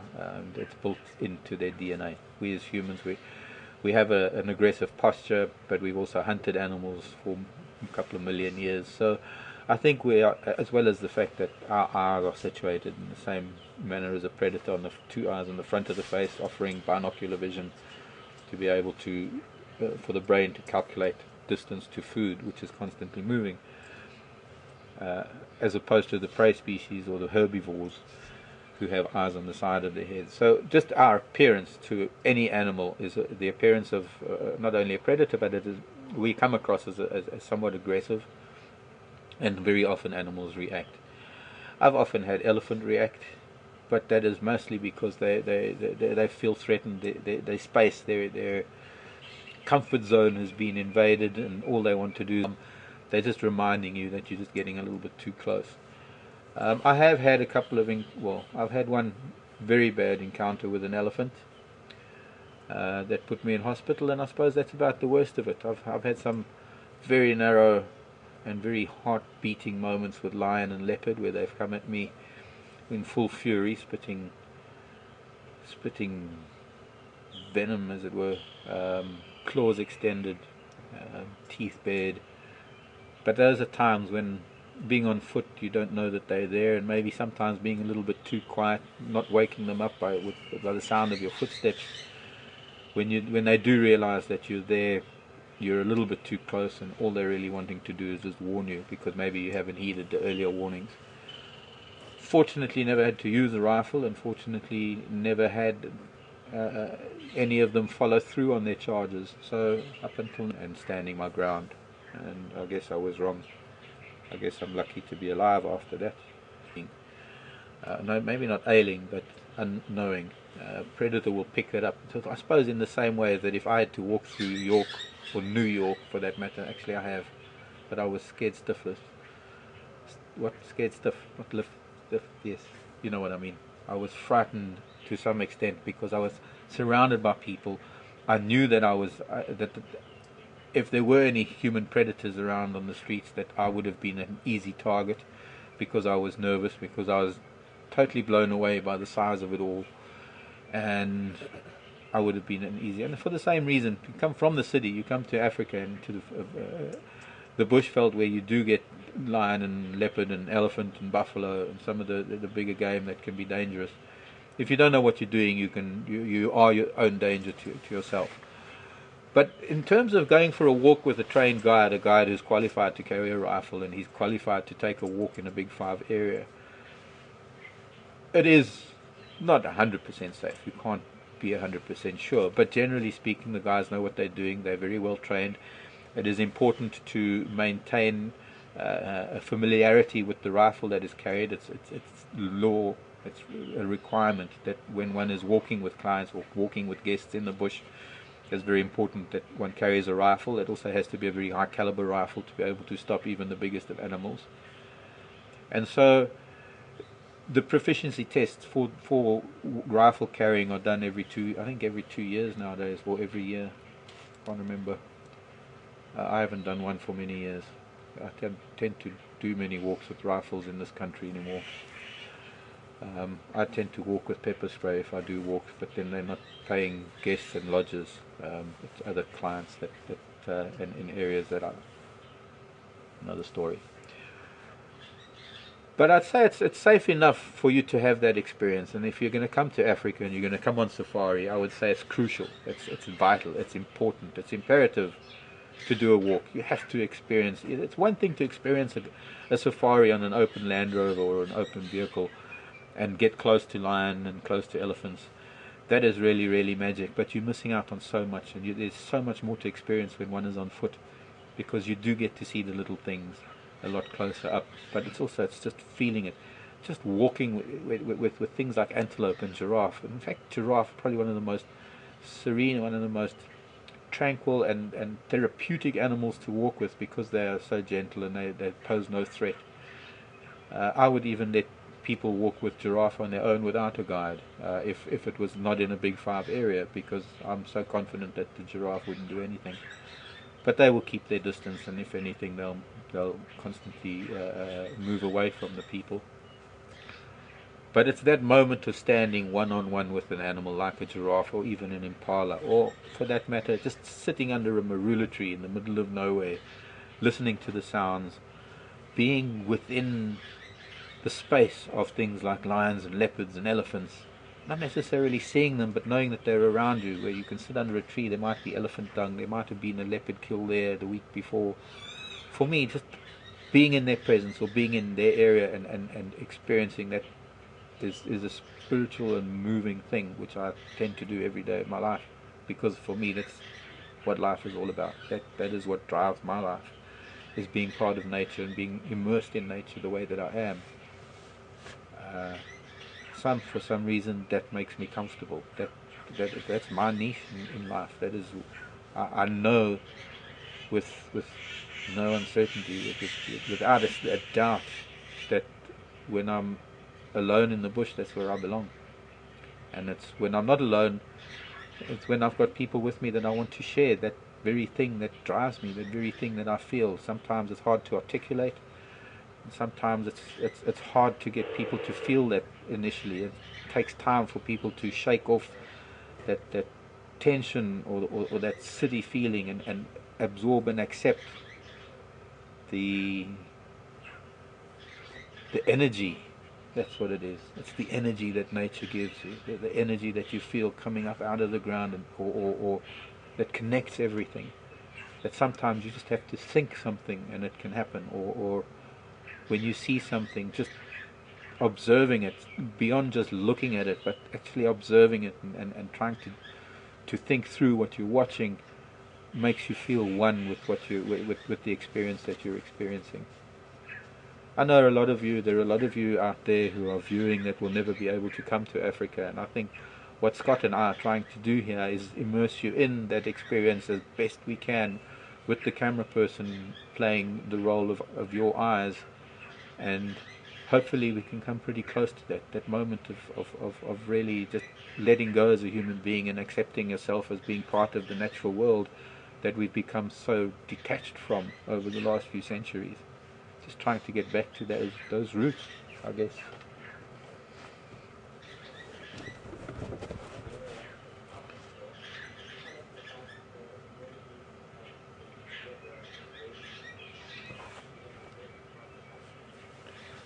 Gloria, Gloria, Gloria. Van Morrison's Gloria. What a lovely song. Gloria wants to know about the wildebeest and the zebra migration in the Sabi Sand. Non-existent, doesn't happen. End of story. We don't have a migration yet. There might be seasonal movement, yes. They move, not necessarily just the Sabi Sand, because we're open to the Greater Kruger and we're open to Manyeleti. So yes, seasonally they might utilize different areas, but we don't have a mass migration. We don't have them all coming together. I don't know if you've noticed, but when we do see things like wildebeest and zebra here, they're in relatively small family groups. We don't have big herds because being the type of animals that they are, the open plains, they not only grazers, but they tend to be what we call plains game, and there aren't that many open plains areas here in this part of the Sabi Sand. Further down south there's some artificially cleared areas and some sort of wider open grasslands, and over the next couple of weeks, we'll be driving a little bit of Arathusa, and I know there's sort of one boundary road of Arathusa, one of the boundary roads where they neighbour onto another property. There's a most magnificent open grasslands. We're likely to find jackal there. I'm sure Peter or Hayden or even Scott might have taken you there already, but beautiful open grasslands. But even as big as they are not as vast as places like the Serengeti and the Masai Mara, which is actually all one area. They're just two countries, a grassland that extends over two countries, and each country calls it a different thing. So when you hear of things like the Serengeti or the Masai Mara in Kenya, Serengeti in Tanzania, it's actually one place. And animals cross that boundary between the two countries all the time. But those vast grassland areas where the mass migration occurs up in East Africa, it's the dynamics of the grassland and the volume of wildebeest and zebra and topi and gazelles that require them to move with the grazing. Here in the Sabi Sand, it's a different story. These family groups will move to different open areas on their own. They won't join up with other groups to become sort of these massive herds. There's a place up in Zambia and that has a bit of a migration. Botswana, there used to be a huge wildebeest zebra migration until cattle fences were put up and tended to stop that migration. But yes, here in South Africa it's more seasonal movement by individual groups rather than the collective migration. It doesn't happen.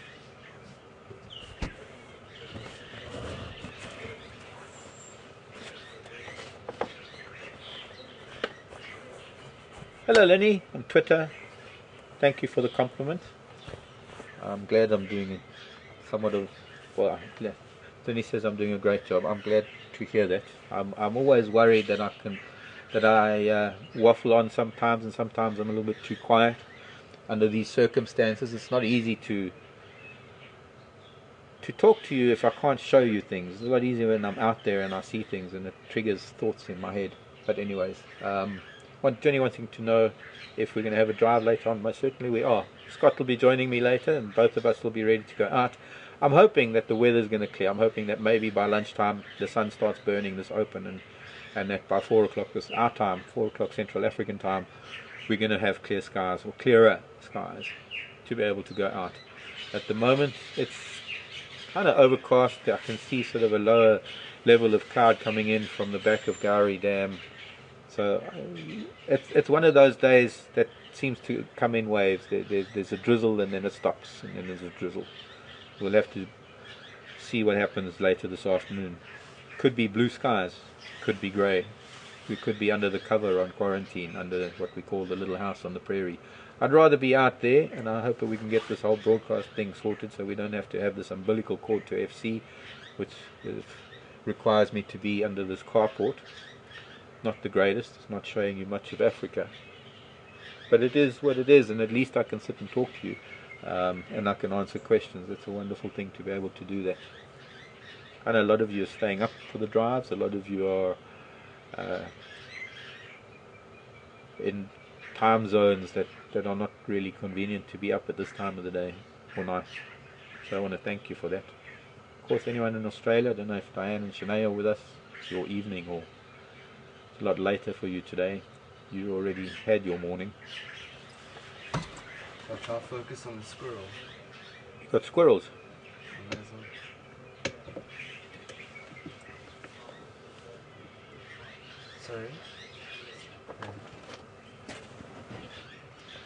Oh, look at that. Who was that from? Brenda. You have the close. Little squirrel. Is that the closest you can get? Yeah. Okay, give me more of this and less fence. Yeah, there. Thanks. This is a fence that surrounds the house, just to prevent animals from getting into the house.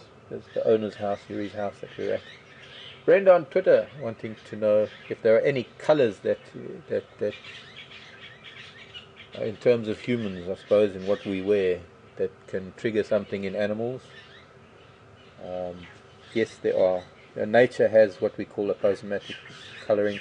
Animals that have very distinctive colours that are warning colours.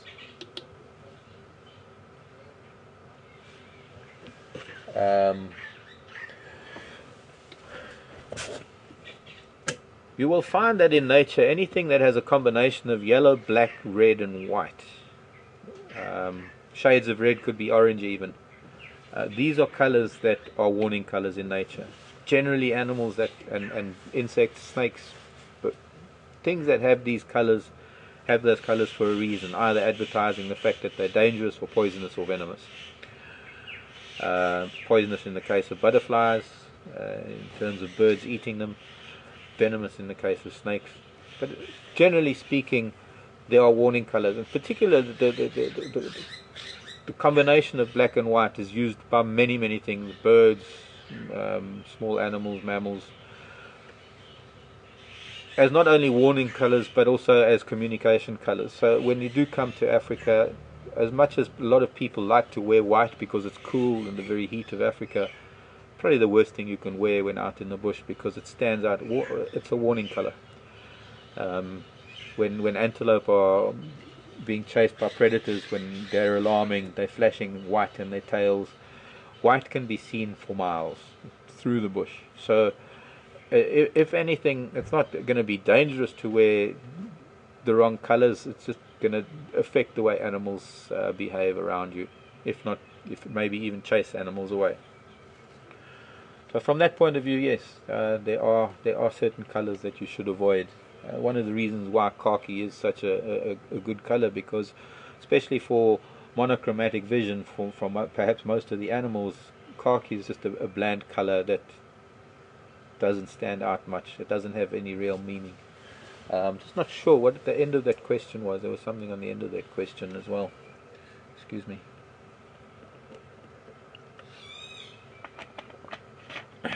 Keep the kidney hydrated.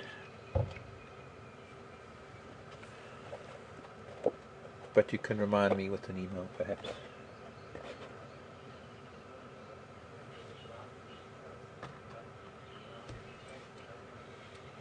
Gina in California, I think.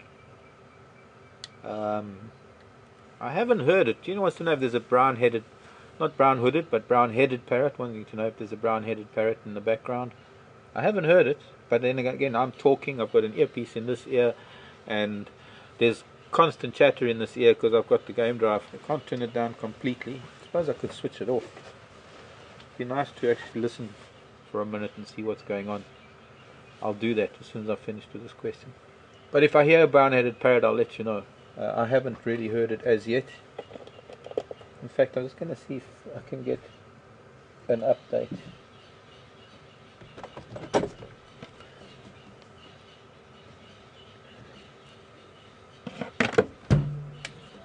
Morning stations, could I get an update please for the morning? For Western Gowrie. No one out there. Maybe they finished drive already.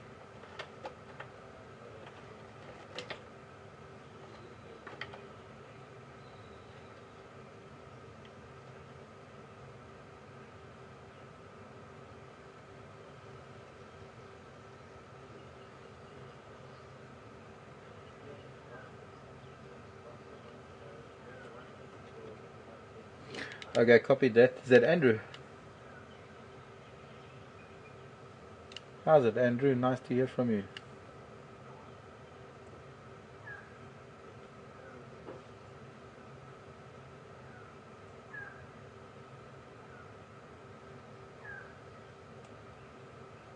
Oh, that's excellent. Thanks, Andrew. I look forward to seeing you soon, bud. Yeah, we'll make a plan. Okay, it's nice to have actually been reminded of that, because earlier on I was talking to you, I was telling you that I think when we started, I heard that there were lion tracks coming down Gowrie Main, and that they'd gone on to Grey Lurie crying. That lion tracks had gone on to Little Gowrie. Evidently there was a kill on Little Gowrie, and I said maybe they'll come over this way later, and they have.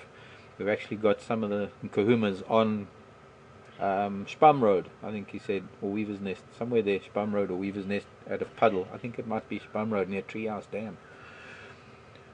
If we were able to, we would be able to go there now, although sounds like there are a bunch of vehicles there already. We might be lucky enough to have them on Western Gowrie on Djuma this afternoon, so that's really something to look forward to. I'm not too sure how many are left of the Kahuma Pride. I haven't seen them for over 3 years. So it'll be very nice to see those cats and see what the composition of that pride is. Good news about that. So, Jason, I had my volume down because I was talking on the other radio. So if you can go with that one again, please.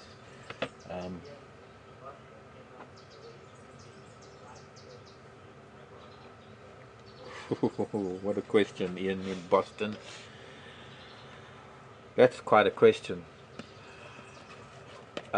Where would I like to go to see wildlife where I haven't been elsewhere in the world? Gosh. Okay, I think the two places that come to mind would be maybe Madagascar and three places. South America, like Belize or Ecuador or something like that. Madagascar and Australia, incorporating New Zealand. And the reason why I chose those countries is because such vastly different wildlife. I'd love to get up to India to see tigers. I would be far too scared to get to places like China, Japan. The density of humans, I think it would be far too overwhelming for me. Some of the Indonesian islands maybe. The problem is that I don't know if I would ever get to these places, so if I'm going to have dreams of going to places, I suppose it doesn't really matter how many people there are, because I'm never going to get there. But the reasons why I would like to see some of these places is because of the particular type of wildlife that occur there. I mean, Australia is unique, and the marsupials and the fact that there are some connections to Africa in terms of geology and some species of things that have been on the continent for so long that they have relatives in Africa. Species of termite, for example, that lives in the southern tip of sort of the southern area of Australia around Sydney, and the only other or the closest member of that termite family lives sort of in the southern tip of Africa. That kind of thing is the closest that there is to Africa, but otherwise everything else is different. And the same with the mainland of with Madagascar and mainland Africa. Madagascar's been set apart from Africa for so long. There might be some similarities, like the baobabs and the number of different species of baobabs on Madagascar. But there's the wildlife that is so vastly different and so unique and endemic to Madagascar. But then there are even places here in Africa, as much as I would love to see different wildlife areas for as vastly different types of wildlife. I've spent time in East Africa and Southern Africa, but I would still like to get to a place like West Africa, Cameroon or Gabon. Used to hear a lot about Gabon from Seb, who was one of our camera people from way back when. He did a little bit of guiding from the last time we were here at Djuma. And Seb was from Gabon. He used to tell me a lot about it. And earlier this year, I spent a lot of time with a chap from Cameroon and another chap from Gabon, a couple of people. I was looking after a group of students and their professor from the university up in near Johannesburg, or Pretoria, known as Tshwane University of Technology. And they were doing a plant study. They were actually doing a plant sample study, which required us to be out in the field all day, taking plant samples from quadrants. But it was more about the methodology rather than the individual specimen. It was important to identify the individual species or specimens that we were looking at within the study areas, but what it really was trying to establish what the best method for sampling was, what would give the most comprehensive result, whether it was whatever method it was for collecting. So we had to do 3 collection methods, and of course all of that information I haven't got access to it, but I will once he's finished correlating it all, to find out what the best method for plant sampling would be. If you take an area and you want to know what plants you would find in an area, you can't identify every single plant in the area. You just have to take sample quadrants, and what would be the best way, whether it would be to do random quadrants or anyways, I can't quite articulate that, but it was very interesting. What was most interesting about it was the knowledge of these people. But having spent a lot of time with them and learning about Cameroon and more about Gabon from a slightly different perspective was actually interesting. I'd love to go up to West Africa.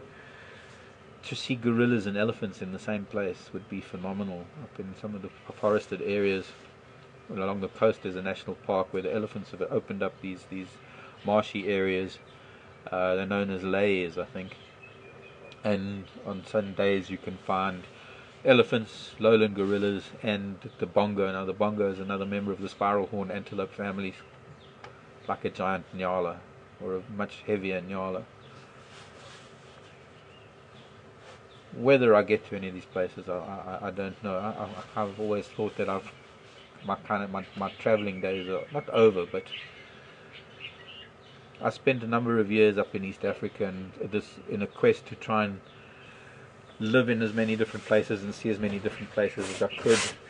I'm kind of more into being sedentary at the moment, putting down my roots again back in the Timbavati, which I've been doing for the last 3 years, and freelancing from there, but keeping that as my base. Somehow I've always moved around a lot, and I think this is actually maybe the longest I've been in the same place, really. If you can count working at Djuma and things as just being away from home, I think it's the longest I've been in the same place my entire life. So wonderful to have that feeling of putting down roots, and that from here I can go and visit places. But the concept of actually packing up and going to live somewhere else for a while, I don't know if I can do that again. But then again, who knows? Things change. Roll on the new year, something might change. Might get an opportunity to go up to Gabon. I don't know. I'd like to be able to be available to do what I'm doing now with Wild Earth whenever Wild Earth is doing broadcasts. I'd like to have that freedom to do that, and in the interim do whatever freelancing I can, and maybe find other avenues, like doing something at home, making my own videos and doing something with them, or chatting to Nadav and his dad and learning about ways to put some of the stuff out there that might bring in some income, that might improve my situation. We'll see in time. Something fell on the roof.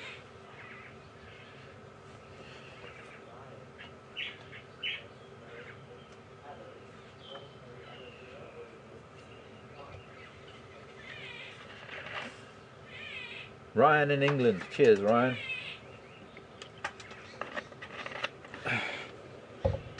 Aloe vera. Wanting to know if all aloes carry aloe vera or if it's a specific plant. Well, I have a wonderful book called The Aloes of South Africa. Aloe vera is one specific species of aloe. All aloes have medicinal value. All aloes have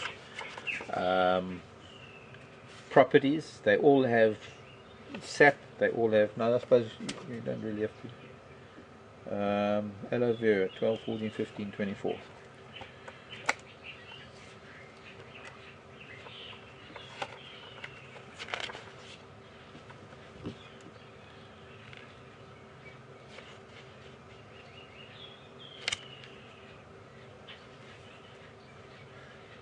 What I'll have to do is, because it's going to take me a while to go through this, But aloe vera itself, let me just see something.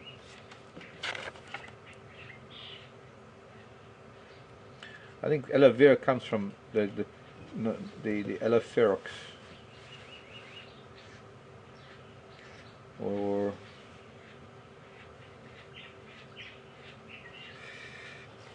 it's all bitters that can become.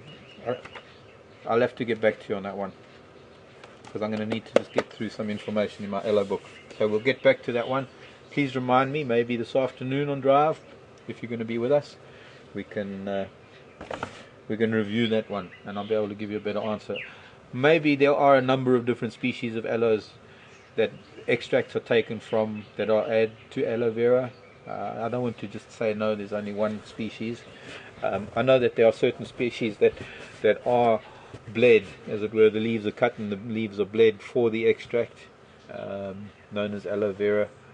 But I'd like to just go through the different aloes and see how many of them. I don't think all of them, but I'd like to actually give you a much better answer as to which of the aloes are actually commercially used to produce aloe vera and aloe ferox. Ferox is more a crystalline substance.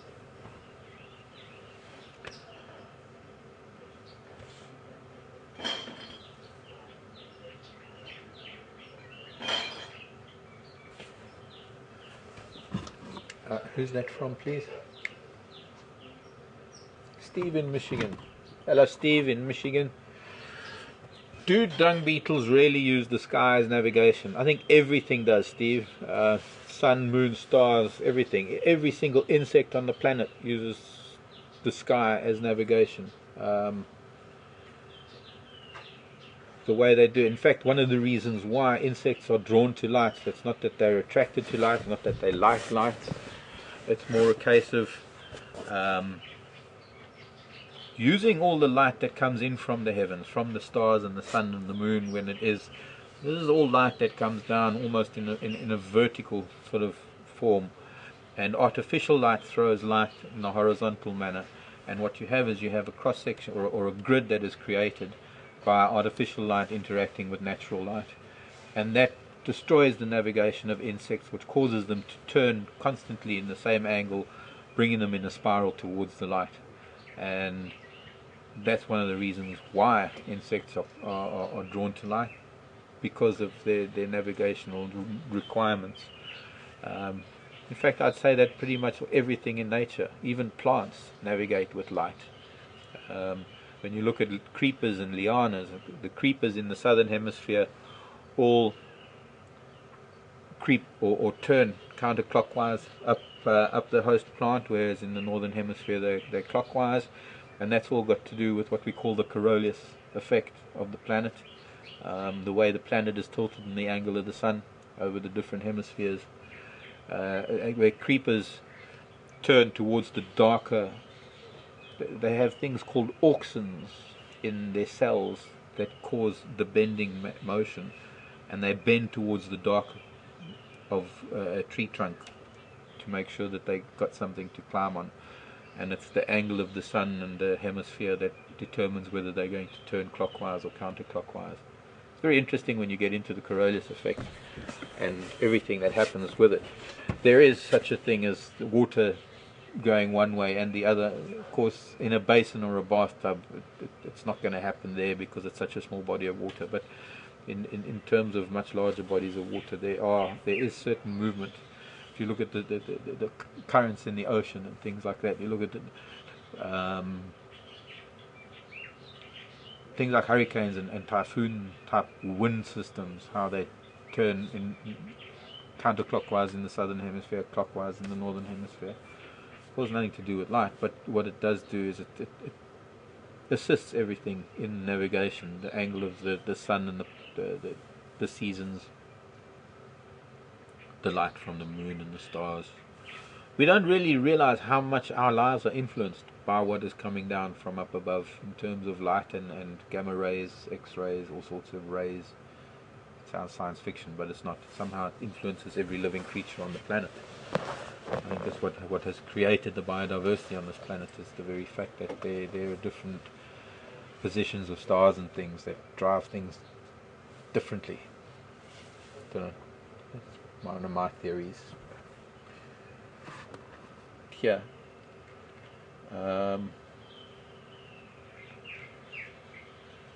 But one finds that, the further you go from the equator, the fewer butterfly species there are. And that's probably got something to do with the amount of vegetation. But the butterflies and moths are rather beautiful. I'm hoping that maybe occasionally we'll be able to stop and see some of the more prominent butterflies, things like the citrus swallowtail, the African monarch, or perhaps the citrus swallowtail, African monarch, the blue and yellow pansies, the commodore, the guinea fowl brown. I think it could probably about a dozen common species of butterfly that I could probably point out to you on a game drive if they sit still long enough. Moths, of course, we have a number of diurnal moths. Unfortunately, the prettiest of the diurnal moths we find towards the end of our dry season, things like the maidens or handmaidens, the false tiger moths, those sort of things, which are very distinctive moths because they look like butterflies. They're very, very colourful. The window wing moths, the hawk moths. But if I do find any moths, because I tend to look at what happens around the lights in the morning. Insects that are drawn to the lights sometimes die around the lights, and sometimes I pick up their remains just so that I can study them and get to identify them. A lot easier than catching live ones. I don't like catching live ones. And if I do find any dead ones, I'll be able to bring them on drive and be able to show you. I like doing that because it's quite interesting to be able to have it in the hand. Being an animal that has an exoskeleton that doesn't change its composition when it dies, it's nice to be able to see without having to disturb a living animal. So I'd like to try and do that if I can, if I find anything over the next weeks. And I'm sure it's not something I'll have to remember. It's just something that I naturally do. I know I've already got a dung beetle down. Maybe I'll bring it out this afternoon. I've got a lovely dung beetle specimen that I found that I can put on the dashboard, and since it's dead and not going anywhere, you can study it and get a close-up of it. But, yep, okay. Blair.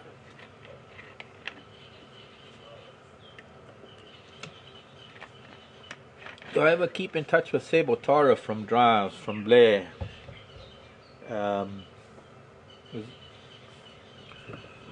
Seb, no. I was chatting to Seb earlier on in the year. I suppose if I was on social media more, I probably would. But then again, Tara isn't either. Tara kind of lives like I do. We kind of cut off from the rest of the world. I have seen Tara. I've chatted to her occasionally. I've been over to the Leopard Project a couple of times in the past. I haven't been there for a while, but I think it was last year that I was last there. When I last chatted to her and spent some time with her, we were doing a bit of filming for something. But not on a regular basis, unfortunately. I know Seb's got his family down in the Cape, and I'm hoping that they live not far from where my parents live. But sadly, I haven't seen my parents for 2.5 years now, so I haven't been down there for 2.5 years. I'm hoping that if I'm lucky, I'll be able to maybe go and see them after I finish here at Wild Earth, if I can manage it. Because I'm really missing my folks. They were watching the drive, I think yesterday for the first time, and like really properly in the 6 years that I've been doing this. They're now able to occasionally watch it. I don't know, Mom, Dad, if you're watching, I love you, and so glad that you're able to watch this from time to time now. Other than that, if I go down to what's Knysna, where my parents live, is in a town called Knysna, I'll be able to go and see Seb and Shannon and the kids. I'll make a point of going to visit them. But sadly, no, I haven't really kept in touch. I've been in touch with Herman, who is in Korea, South Korea or something at the moment, wanting to go to Thailand, I think. He and his fiancée, I think, or girlfriend. Who else is there? Nice catching up with Peter Pretorius recently. I used to bump into Patrick a little bit, but Patrick kind of followed the wrong path in a way. I think I haven't seen him for quite a while. I occasionally used to bump into him in Hoedspruit when he was doing some shopping, and so was I. He used to be at a lodge in Manuleti called Tinswalo. I don't think he's there anymore. He had an incident with the police that I'm not too sure of the details of. And who else was there? Alex, who's here with us now, and Pete Brat. Other than that, in between the stints that I do with Wild Earth, I don't really have much contact with everyone. But that's mostly because I don't really have contact with anyone. I don't have a very strong signal at home in terms of telephone, and I don't have electricity, so I don't have internet, and I don't have much of a signal on the phone to be able to get internet on the laptop.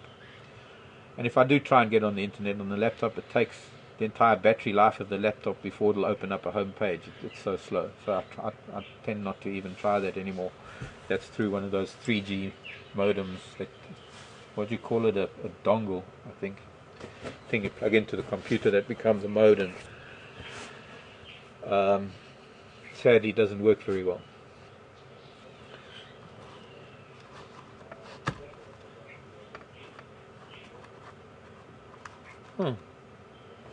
Difference between warthogs and bush pigs, from Deborah. Hello, Debs.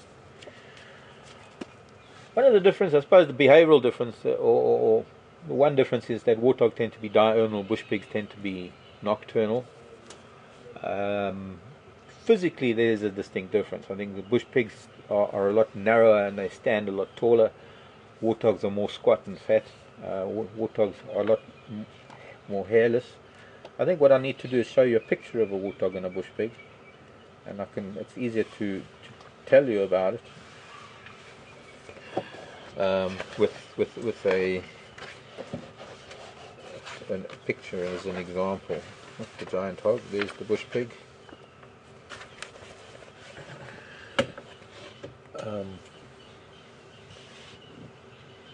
No, this one.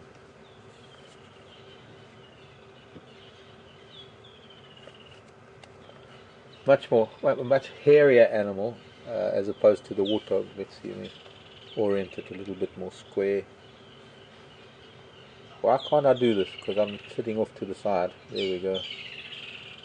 Try and get the glare off of the page so you can see it more. Got a very distinct white crest along the back. Oops. Camera's not catching it. There we go.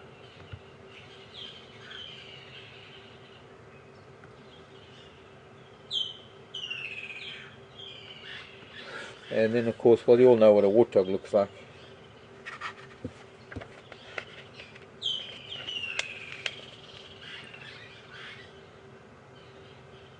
Very sparsely hairy, much flatter face and a much fatter, more squat body, and bigger tusks.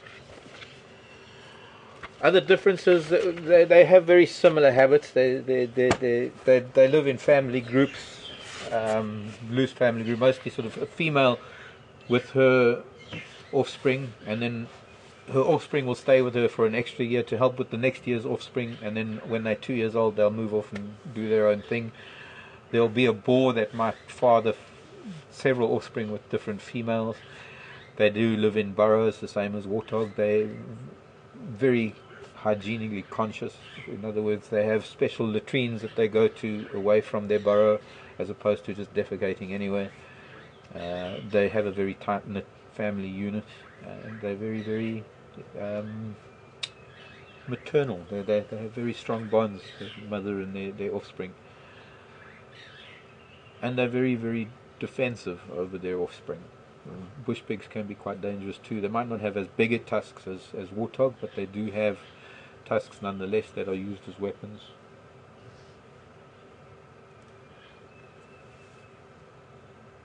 And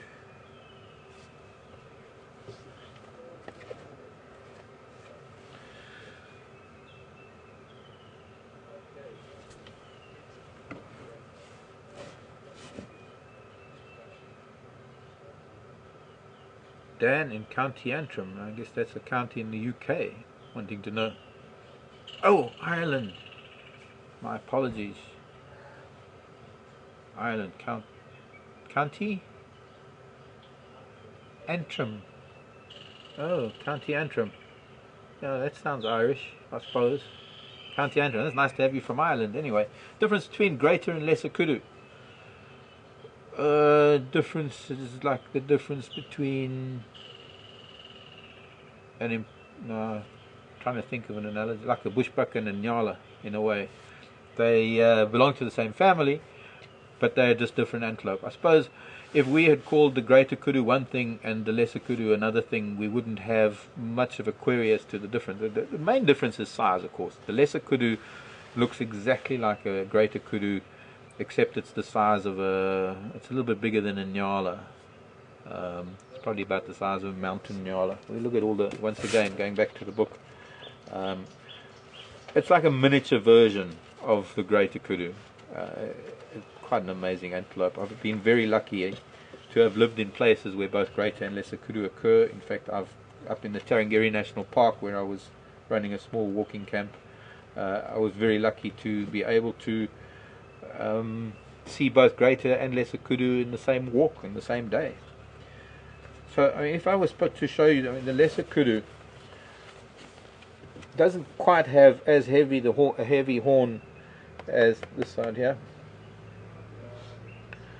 Doesn't quite have as spiral a horn as the greater kudu. Of course, this is a picture of a male running with his tail curled over his back in alarm. That's how they signal to other members in the herd that there's danger, and of course flashing that big white tail helps those in the herd to follow through the bush. So the lesser kudu, very similar to the greater kudu, perhaps half the size, slightly more. Obviously the female is a little bit more nyala looking than female kudu tend to be. Oh look, I've got a feather.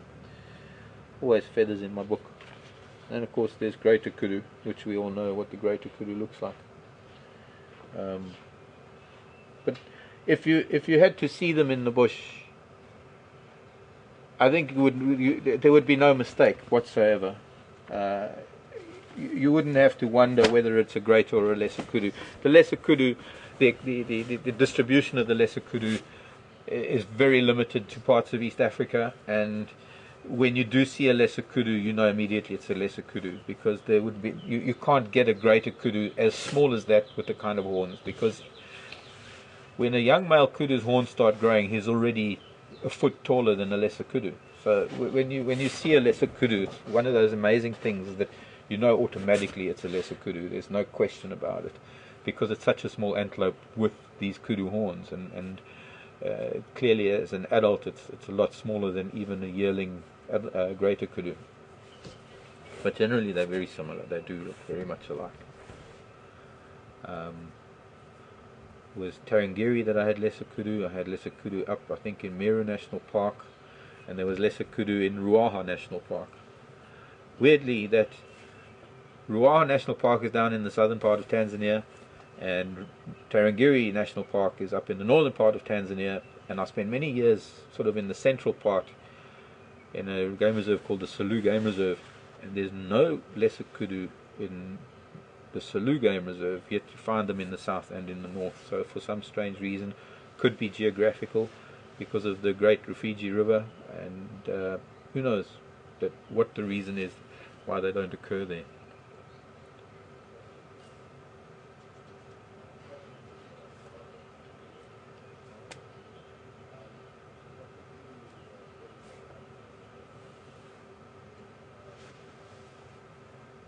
Barbara.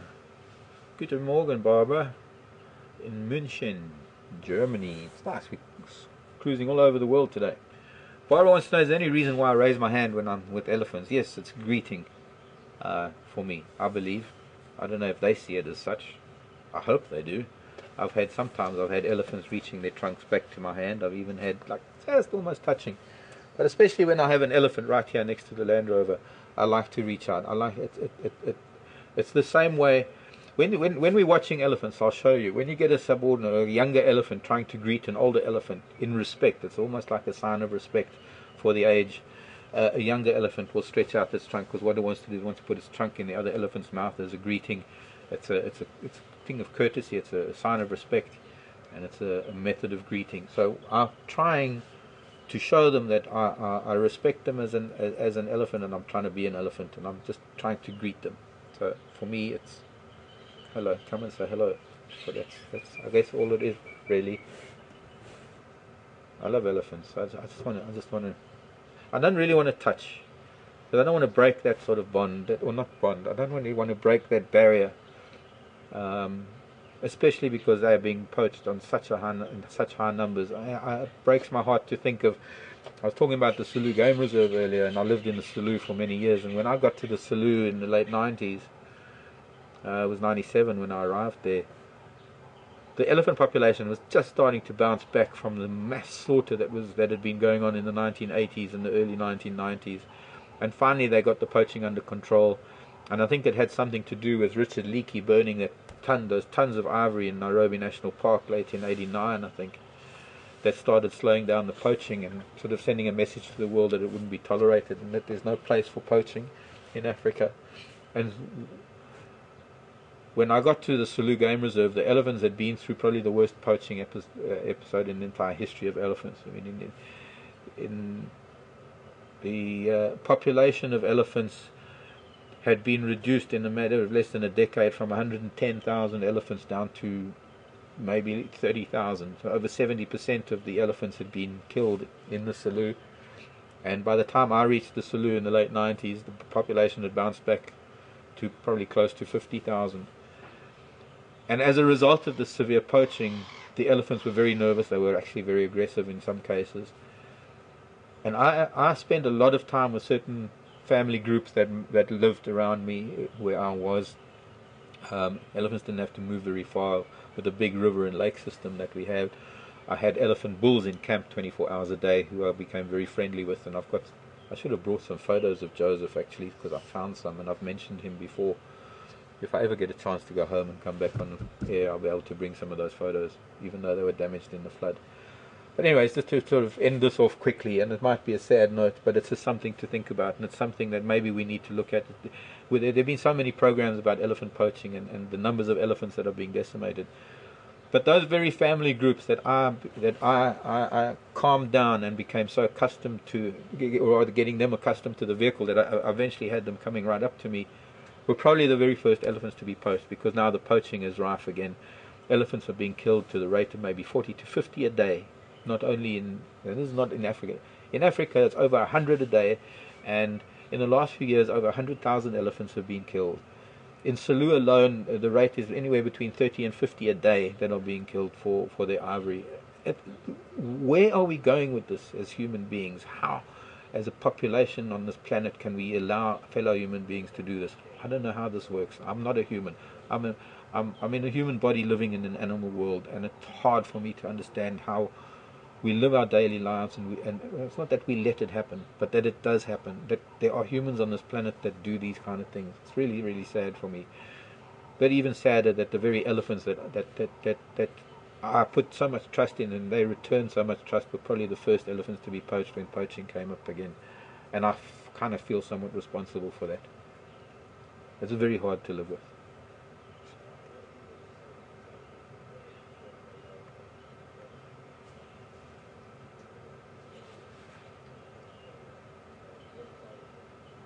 Final question.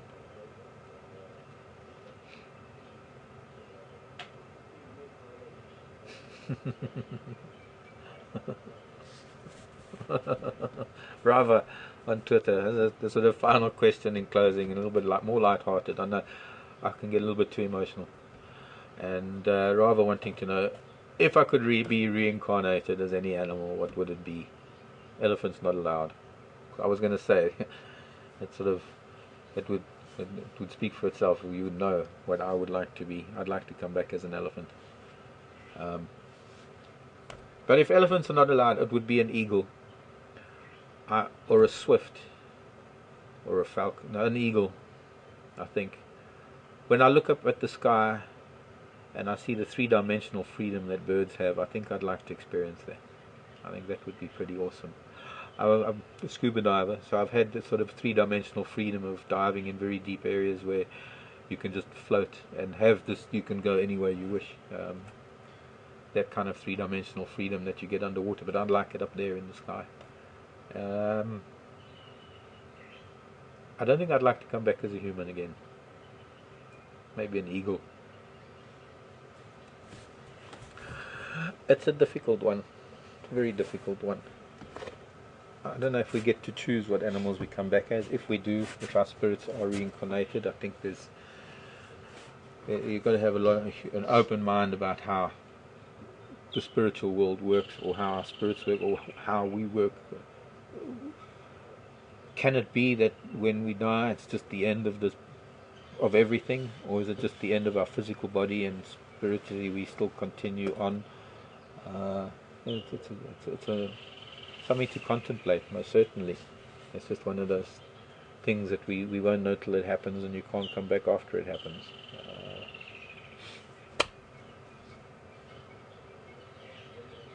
I'm racking my brains thinking of something, but I can't think of anything other than maybe like a martial eagle. A martial eagle that soars at 5,000 feet.